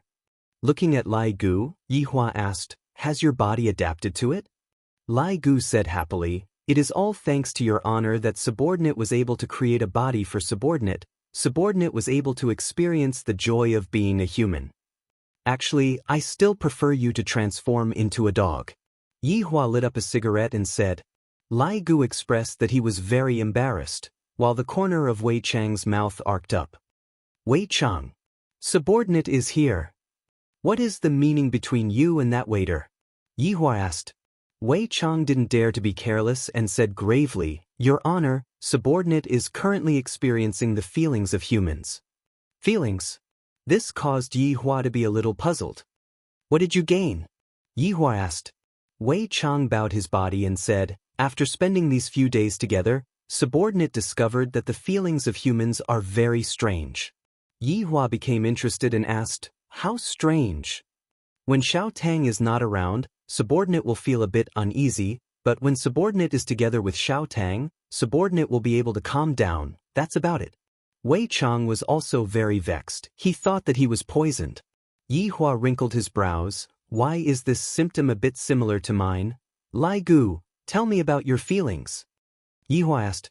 Lai Gu paused for a moment, and after thinking for a while, he finally said, They are very awesome, Yi Hua. Wei Chang, if I were to ask you to go and kill that waiter right now, what would you do?" Yi Hua's aura suddenly changed, and sharp killing intent emerged out from his body. A trace of hesitation appeared in Wei Chang's gaze, but very quickly he changed his mind and knelt down on one knee. "Subordinate will solemnly obey Your Honor's command." Yi Hua waved his hand. All right, don't make it so serious. Wei Chang, it is fine for you to get a girlfriend and experience human nature, but your real identity has to be hidden. If your little girlfriend finds out, you should know how to deal with it. Subordinate understands. Wei Chang lowered his head and replied. Lai Gu, you are the same. Subordinate obeys your command. Yi Hua lit up another cigarette and asked, Do you smoke? Wei Chang said, Subordinate doesn't smoke.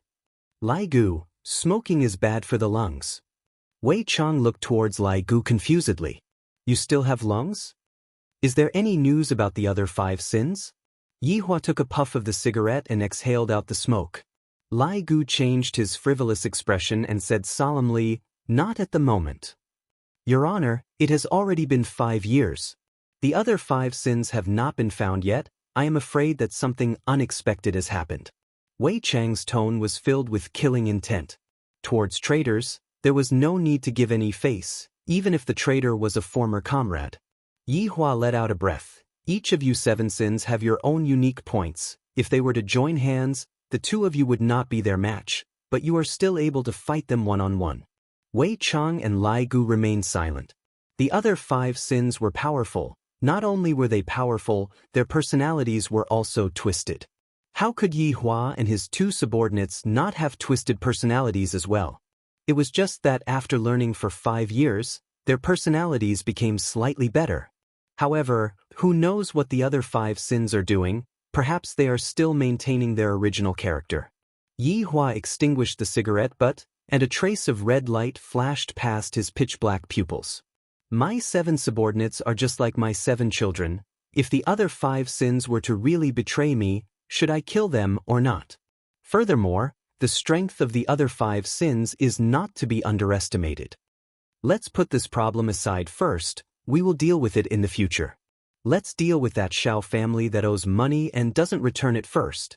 Yi Hua sat on the boss's chair and said calmly.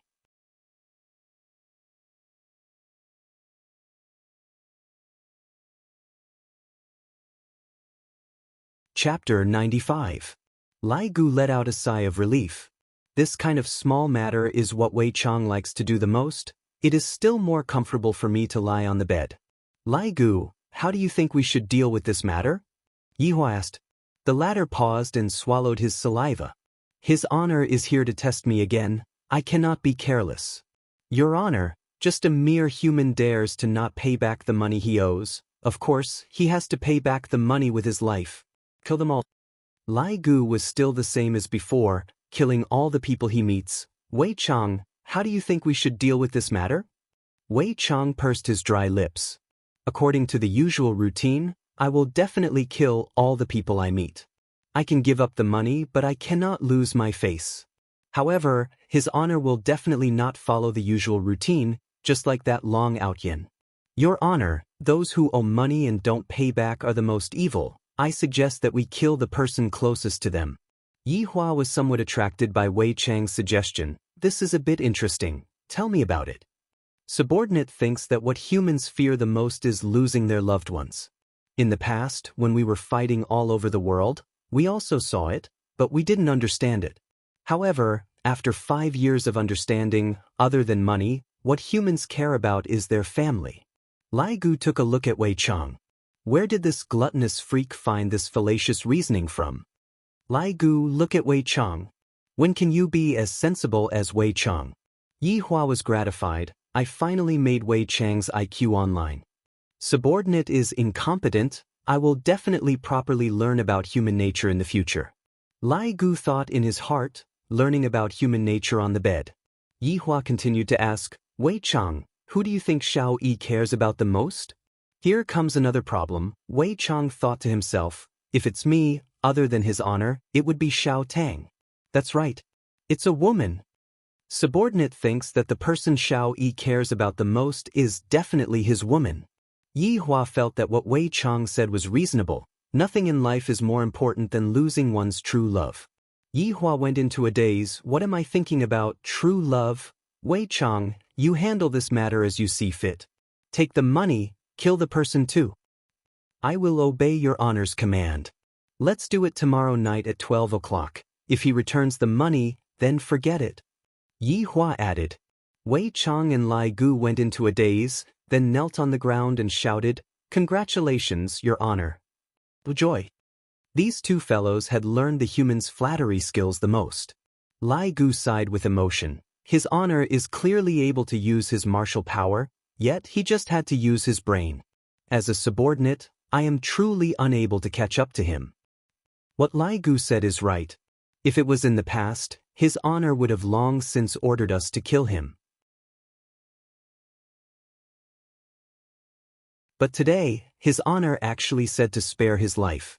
From this, it can be seen that his honor's control over human nature has already reached the pinnacle.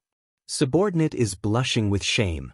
Wei Chang was so excited that he even sprayed out his saliva, and that expression on his face didn't seem to be bootlicking. Lai Gu, who was at the side, was stupefied. This gluttonous monster's performance is pretty good. You all. Yi Hua laughed helplessly. Compared to the past, the current atmosphere was much warmer. Dong dong dong. Yi Hua, are you inside? Qin Ya's voice rang out. You guys go ahead. Wei Chang and Lai Gu bowed and left, then disappeared from the office. Just at this moment, Qin Ya pushed open the door and walked in. When did we come back? Not too long ago. Yi Hua opened the window and let the smoke disperse a bit. Although it was just a small action, Qin Ya's heart still felt warm. Yi Hua, let's go out to eat, watch a movie, and take a walk. All right. Yi Hua let out a breath. The human emotions that Wei Chang spoke of, are they really that mysterious?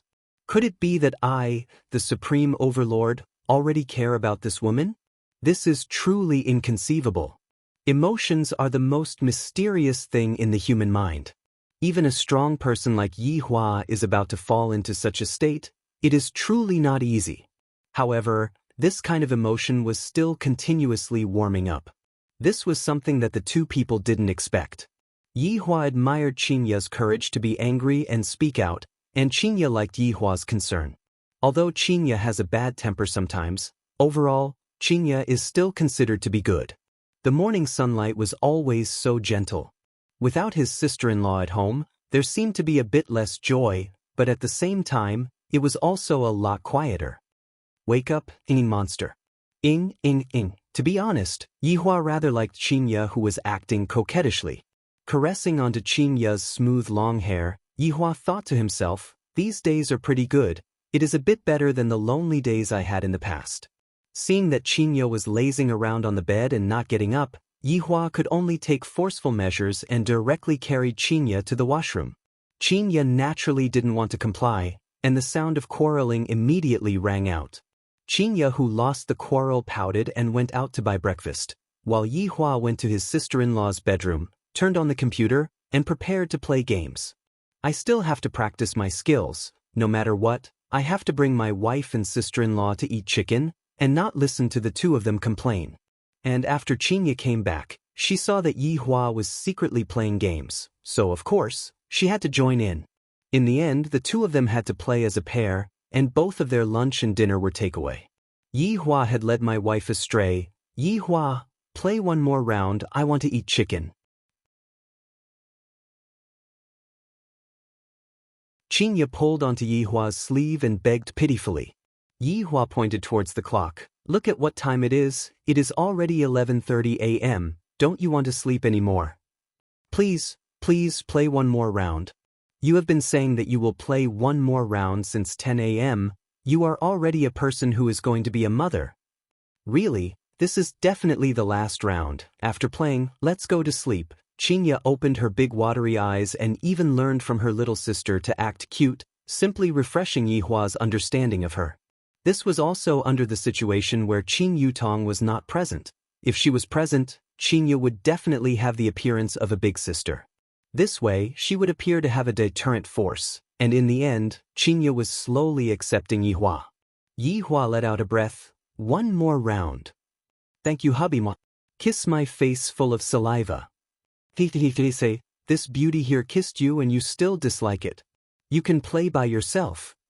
Don't, hubby, I know my mistake. Only a capable man can bring his wife to eat chicken, and Yi Hua actually forgot about the proper business. Luckily, Wei Chang still remembered. Wei Chang, who was currently on the first floor, looked at the clock. It is almost midnight, I still have to collect what I should collect. Walking to the toilet, he closed the door and called out, "Death Mage."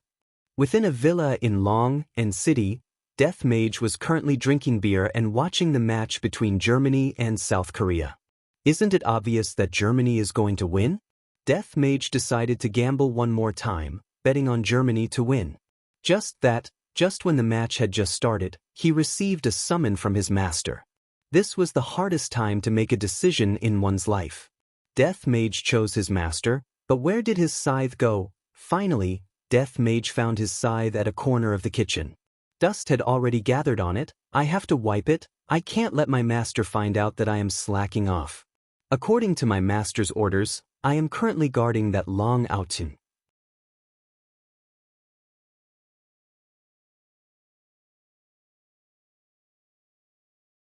Chapter 96. Master. Death Mage respectfully lied on the ground and shouted out, hoping that his master would quickly give the order, "I still have to go back and watch the match." Wei Chang wrinkled his brows. However, he did not ask too much about it. There is a Shao family in Zijin City, and the family head, Shao Yi, owes his honor 50 billion. Go and get the money back. Other than that, kill his most important woman. Do as you see fit. A mere trash dares to owe his honor money, and even caused master to be so vexed. How can killing a single person be enough to appease his honor's anger? I would like to be so bold as to request to kill his entire family. The corner of Wei Chang's mouth twitched. Wasn't this line used by him in the past? It seemed like he really wasn't as bloody as he was in the past. How can you change his honor's orders as you wish? Wei Chang shouted out lightly. What an unruly fellow. This subordinate deserves to die. As soon as it's midnight, you can make your move. Death Mage did not dare to ask too much about it. Why did they have to wait until midnight before taking action? This is truly strange. The opponent's strength is not bad. Wei Chang warned before opening the door. Master, don't worry, subordinate will definitely get back his honors 50 billion and a life. Go! When Wei Chang walked out of the toilet, he just happened to see Tang Wei walking over. Uncle Wei, Tang Wei called out sweetly as a blush appeared on her cheeks. Xiao Tang, when we close the door, Uncle Wei will treat you to supper. Wei Chang said with a smile. Yi Hua thought that Wei Chang would personally take action, but who knew that Wei Chang had a date at night, and thus called his subordinate over. In actuality, his subordinate was still going to watch the football match at night. If it wasn't for Wei Chang saying that the opponent wasn't weak, Death Mage would definitely have sent his subordinate over. The Zijin City's Shao family was located in the northern suburbs. This was a manor that occupied an extremely large area. To be precise, it was not a manor, but a mansion. Just like the residence of the prince in the past, it was all Chinese-style buildings, with small bridges and flowing water. The environment was elegant, and it was the enjoyment of an emperor. In the east courtyard of the Shao family, Shao Yi was lying on a big bed with two beautiful wives beside him. One of them was Nangong Sini and the other was Yuqi. She was the most beautiful girl in the school, but she was taken away by Shao Yi. But that was 10 years ago. Although it had been 10 years, Shao Yi's wives were still the same as before, showing no signs of aging. This was all thanks to Shao Yi himself. Big brother Shao, you're finally willing to accompany me today. Yuqi stretched out her index finger and drew circles on Shao Yi's firm chest. Nangong Sini laughed softly. Brother Shao, little sister Yu is hungry and thirsty. You have to feed her until she's full tonight, Sister Sini. Why do you have to tease me every time? Nangong Sini lifted Yuqi's chin and said, because I like you. I hate you, Shao Yi chuckled. He was also watching the match, but his thoughts were restless. He felt that something big was going to happen tonight, and it had been a long time since he had such a feeling. Brother Shao, what's wrong? Do you feel uncomfortable anywhere? Why don't I ask Sister Shu Nan to take a look at you? Shao Yi shook his head. There's no need. Besides, I was the one who taught Shu Nan his medical skills. I know my body well. Brother Shao, why don't you rest early? You still have to take Yun to sign up for the children's soccer team tomorrow. The little guy is very excited today. Sister Cindy coaxed him for a long time before he fell asleep, Yuchi said softly. She then rubbed her belly and smiled happily. Oh, is Yun that excited? Xiao Yi laughed. Although he had many wives, it was very difficult for them to get pregnant. Until now, he had only given birth to one son, Xiao Yun. Of course, Yuchi was also pregnant. It was already 3 months and it was a girl. She couldn't bear it for 3 months, and tonight, she had to do something. Nangong Sini said with a smile, Isn't that so?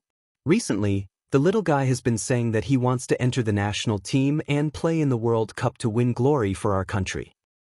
Not bad. He already knows how to win glory at such a young age. Xiao Yi was very happy and looked forward to the arrival of his daughter. After a pause, Xiao Yi said, Sini, I will start my seclusion tomorrow. I have a feeling that something big is going to happen. Okay, don't worry and go into seclusion. I will look after the company, Nangong Sini said. Sister Sini, I also want to go to the company to help you, Yuchi said pitifully. You, just stay at home and wait for the delivery. Otherwise, someone will say that I mistreat the pregnant woman again. Nangong Sini poked her husband's arm.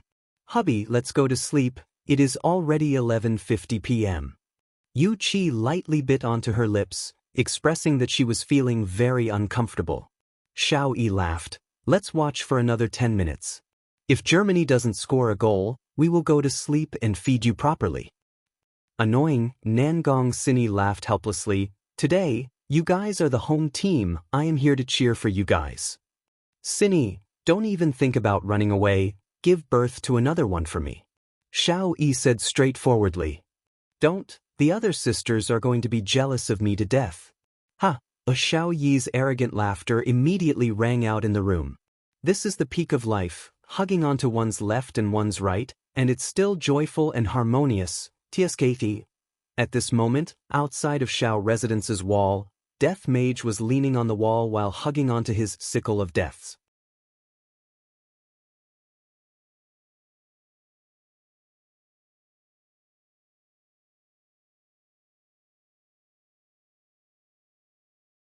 Chapter 97. It was just that the Xiao clan's security did not expect that there would be someone who dared to come here alone. This aura was not bad, and they did not know where that prop came from. GGG. Death Mage naturally wouldn't be able to speak, and only Wei Chang was able to understand what Death Mage was saying. Imperial translation, they're here to collect their debt. Where did this lunatic come from? Get lost. Otherwise, we'll beat you up. One of the security guards took out an electric baton and poked it in his palm. GGG, Imperial translation, if it wasn't for His Honor's request to only kill one person, the two of you would have long turned into dust on the ground. Yo, I'm giving you face but you don't want it. What the hell are you laughing at? See if I don't beat you to death. 2 rays of black light shot out from Death Mage's hand, and the security guards who were still acting arrogantly just a moment ago were instantly unable to move. They were unable to even shout out, and only their eyes were filled with shock and fear. The jaws of the spy squatting outside almost dropped to the ground. Damn it. They weren't here to be funny, they were here to cause trouble. Hurry, hurry, hurry. Quick, report the situation here. Very quickly, the situation at this side fell into the ears of the various big clans. The sky above Zijin City was suddenly covered by a layer of dark clouds, and it was filled with oppression. Death Mage walked past the two of them, and with a push of his arms, the front door of the Xiao family was easily pushed open. When the security guards inside saw that the front door was pushed open by a stranger who was dressed like a grim reaper, without saying anything, they immediately took out their guns and opened fire. Bang bang bang. The gunshot was so ear-piercing in the quiet night. Xiao Yi had just turned off the lights, and Yu Qi's underwear was already down to her knees. Suddenly, there was a gunshot. How many years has it been? When did so many gunshots come from the Xiao family? The two wives were also shocked. Nangong Sini immediately turned on the lights. Brother Xiao. Xiao Yi put on his pajamas and frowned. Don't come out, I'll go take a look. Be careful. The two girls warned. They were wondering who had come to the Xiao clan. How audacious of him! However, the gunshots outside became less and less. Soon it became quiet. The two women looked at each other and relaxed. It seemed that Xiao Yi had been taken care of. Let's go out and take a look, Nangong Sini said. Yu Qi put on her pajamas and followed beside Nangong Sini. When she went out, she saw 4 beautiful women walking over. It seems like they are all Xiao Yi's wives. His luck with women is really not shallow. The 6 wives slowly came to the front yard, and the strange scene made them suck in a breath of cold air. All the security guards seemed to be frozen, motionless, and their eyeballs could move, but all of them revealed a look of fear. In the middle stood a man in a black robe, holding an enormous scythe. Because he was covered by the black robe, his face could not be seen clearly. His husband was standing 10 meters away from him. There was a stone bridge between them, and the sound of flowing water was particularly dull. Xiao Yi's expression was heavy. This person's ability was probably on par with his. Where did such a person come from? Why didn't he know anything about it? Moreover, what was he doing here? What enmity did he have with him? May I ask why you have come to visit so late at night? Xiao Yi shouted in a deep voice. His aura continued to rise. Even if he lost, he didn't want to lose. Death Mage let out a strange sound again, and the 6 beauties couldn't help but feel a chill run down their spines. I'm afraid it isn't appropriate for you to tease me like this. Xiao Yi was a man with a temper. Furthermore, he was an immortal emperor in his previous life, and he was revered by thousands of people. Although he hadn't fully recovered his cultivation, he still had his dignity. Death Mage suddenly waved the scythe in his hand. Xiao Yi thought that Death Mage was going to attack him, and a green long sword condensed in his hand. This sword was called the Broken Emperor Sword, and it was personally forged by Xiao Yi. The body of the sword was green, and there were all kinds of runes on it. When activated by his cultivation, it would emit a dazzling light, and it was the Act Tough King Xiao Yi's most proficient weapon. However, when he saw that Death Mage wasn't going to attack him, but was instead taking out his phone, his expression became even uglier, especially when he was so scared that he took out his weapon. Suddenly, the voice of the commentator of the World Cup rang out from Death Mage's phone. I was watching it too. Could it be that he was watching the match between Germany and South Korea? Why would such a strong person do such a weird thing? That's right, Death Mage was squatting in a corner watching the World Cup, and the face scan unlock was still on that screen. Death Mage took a glance at the screen. Damn it, it's still 0, 0. I better get down to business first. Stretching out the hand bone, Death Mage was drawing on the phone's screen, not knowing what he was doing. Meanwhile, Xiao Yi was able to see that hand bone. This isn't a human. However, the 6 wives who were far away were not able to see anything clearly. When Death Mage took out the phone's screen, the words on the screen were very big, and they were even scrolling across the screen. There weren't many words, but it caused Xiao Yi to be incomparably shocked, and even the 6 wives were dumbfounded. 2 words could be seen scrolling across the phone's screen. Return the money.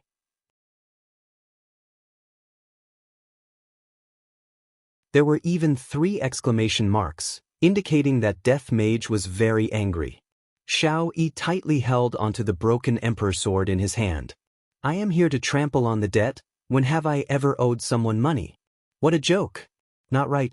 That night 3 days ago, that man. Could it be that that man told me to come here to trample on the debt? Calculating the time that Qing Yutong called me, today just happens to be the 3rd day.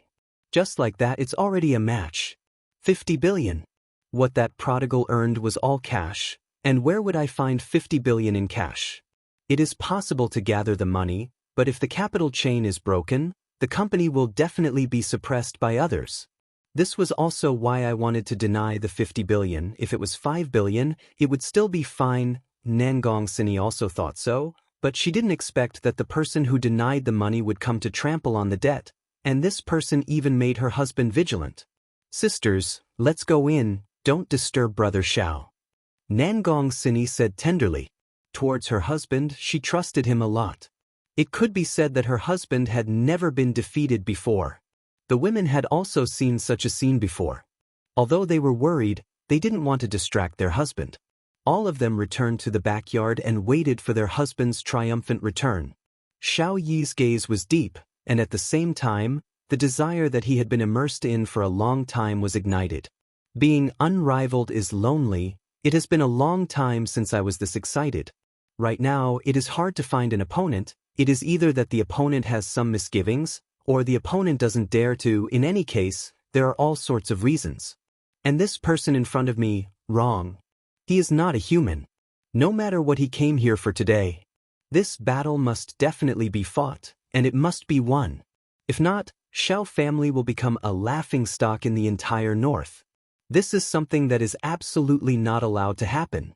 I reckon that right now, there are already a lot of eyes staring at us.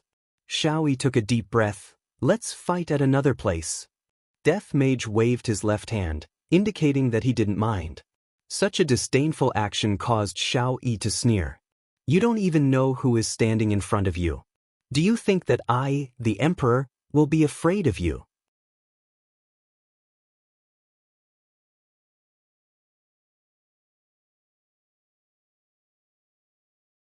Chapter 98.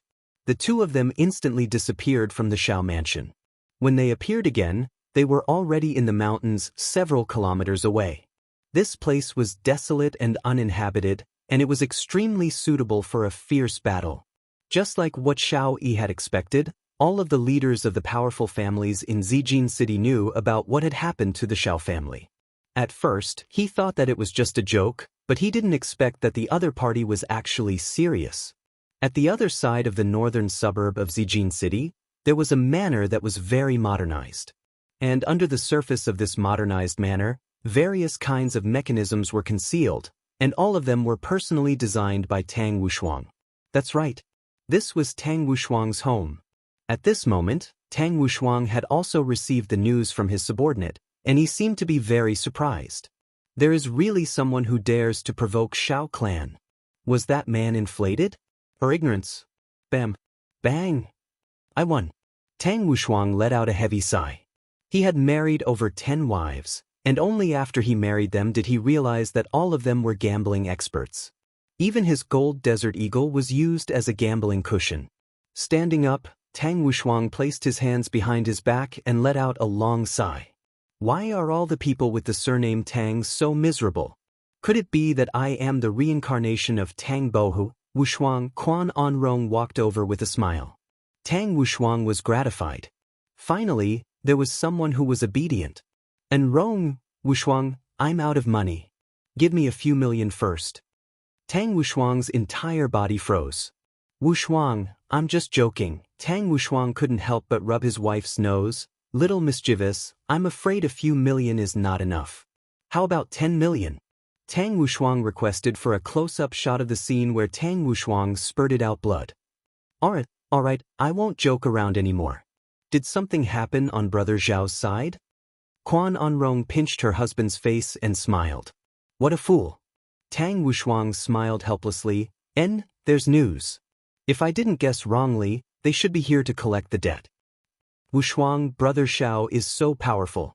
He should be able to settle this easily.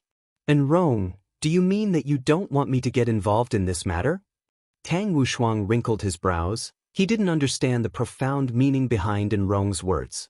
Quan Onrong held onto Tang Wushuang's arm and walked out of the chess room. Then they arrived at the garden outside. Firstly, Brother Zhao's strength is very powerful, and even if you were to go, you wouldn't be able to do anything.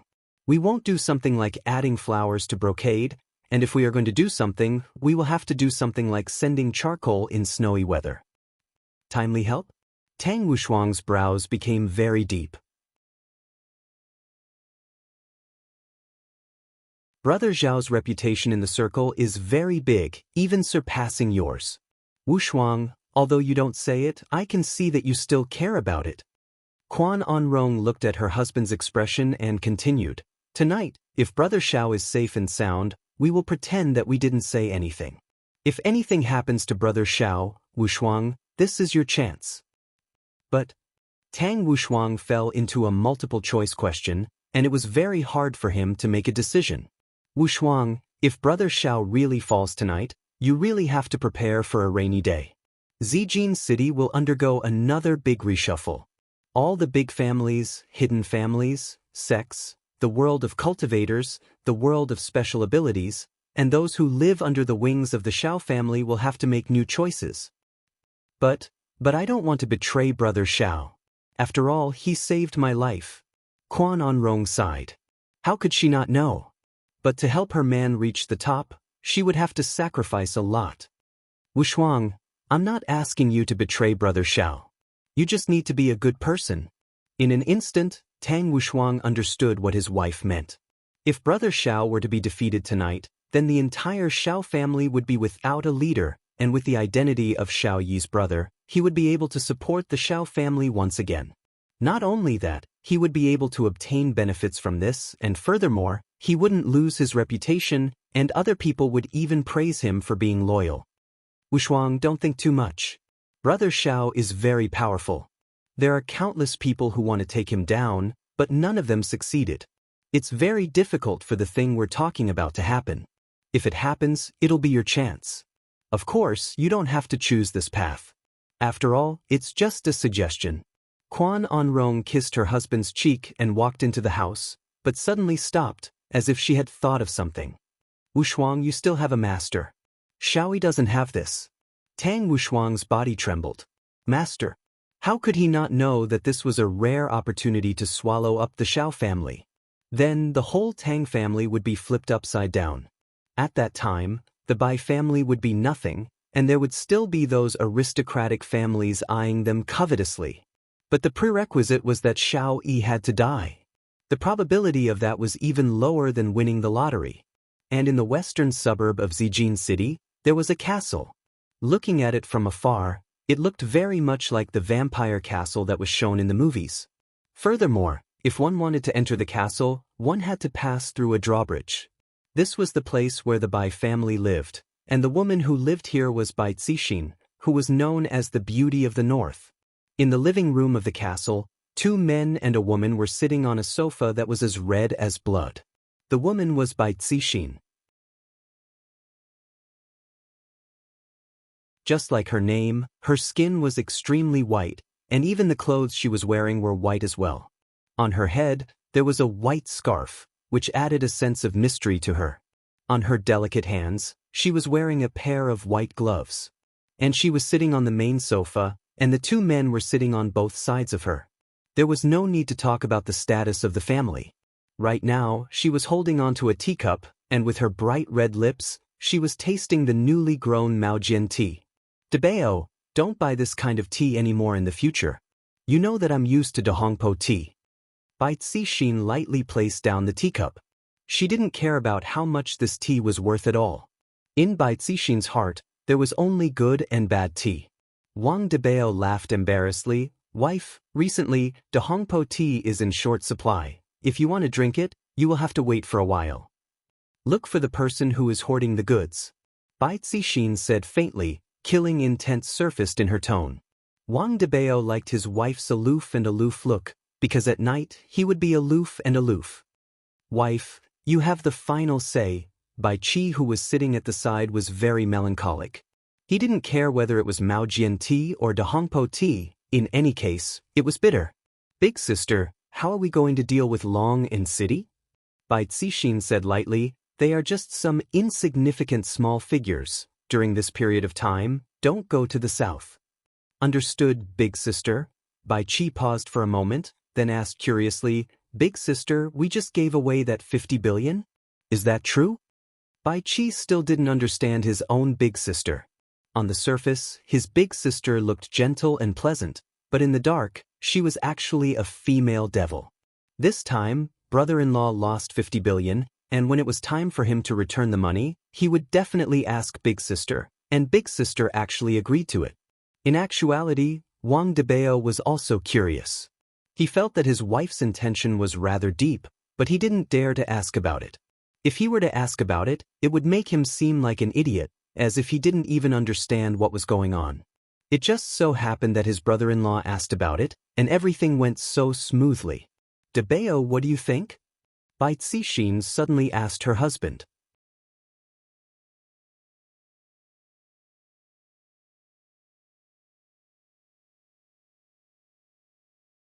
Chapter 99. Wang Debao's fingers subconsciously started trembling, and both of his legs were trembling. Why did she suddenly ask me this question? She's not playing by the rules.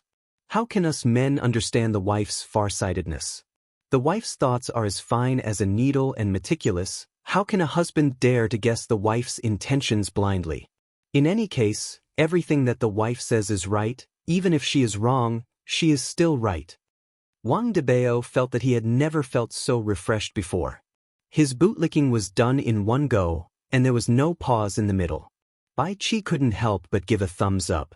Brother-in-law's desire to live actually made his choice of words a lot sharper. Awesome. Bai Cixin lightly tapped onto her husband's forehead and said indifferently, "When did I say that I will really give them the 50 billion? The use of the 50 billion will be tonight. Whether it is worth it or not will also be decided tonight. If it is not worth it, then we will take it back. Zijin City will not have a Qing family anymore. If it is worth it, then it couldn't be any better." The two men were stupefied. My dear wife is wise. Big sister is formidable. The two bootlickers. Perhaps the world might change tomorrow. Xiao family and Tang family seem to be in an alliance, but who would be willing to lower their head to the other? This is truly becoming more and more interesting. Bai Cixin shook her head, then rubbed her thumb and index finger together. Let's wait for the result tomorrow morning. Bai Qi, you should sleep early. Hubby, let's go back to our room. Okay, Wang Debao said happily. There is nothing more pleasurable than being able to press down on my wife. Looking at big sister and brother-in-law leaving, Bai Qi couldn't understand, why does big sister like Wang Debao?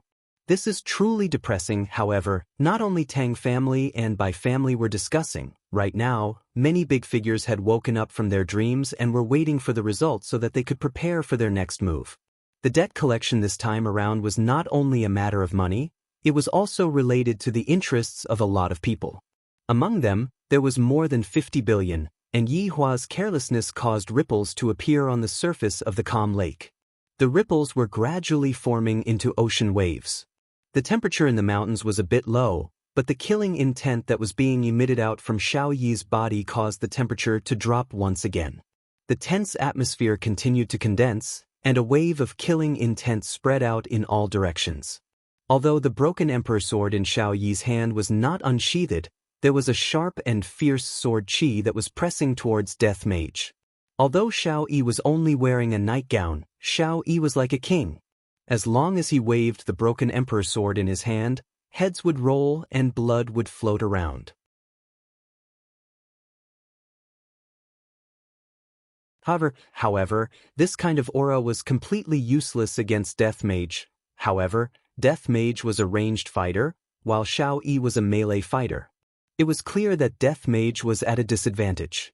Adding on the fact that Xiao Yi was not an ordinary person, he had a lot of battle experience. It was very easy for him to find the opponent's weak point and deal a fatal blow. However, the Death Mage was not just for show. Although the Death Mage had developed a bad habit of betting on football matches, its battle prowess was not to be underestimated. Wei Chang had even said before that the number of experts that had died in the hands of the Death Mage were innumerable, because they had all committed the same mistake, and that was underestimating their enemies. But this time, Death Mage's opponent was an immortal emperor. Although he hadn't reached the peak, it was enough to make him suffer. Furthermore, this time, it wasn't that others were underestimating their enemy, it was Death Mage who had started to underestimate his enemy.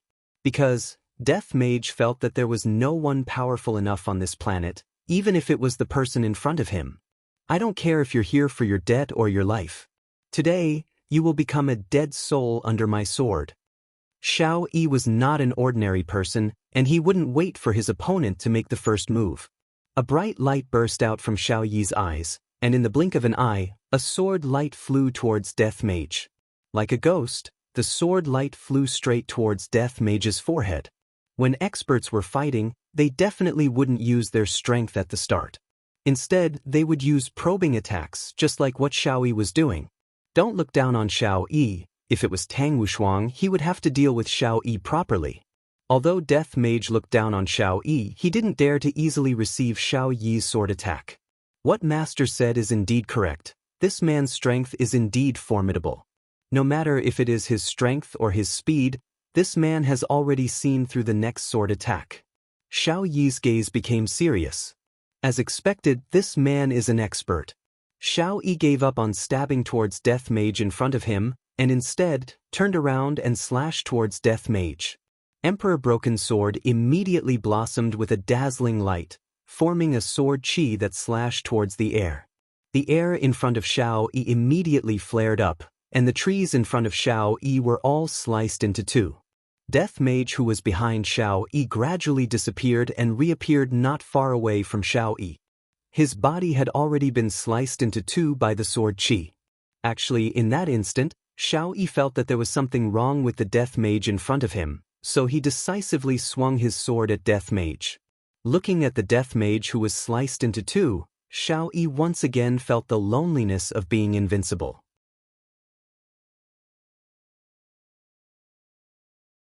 This Death Mage is already the most formidable opponent that I have met in these few years, and he actually almost tricked me. Luckily, I reacted fast enough, otherwise, I would have made a fool out of myself.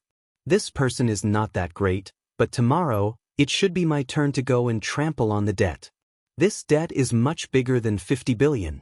Qing family, you guys better prepare to receive my Xiao Yi's fury.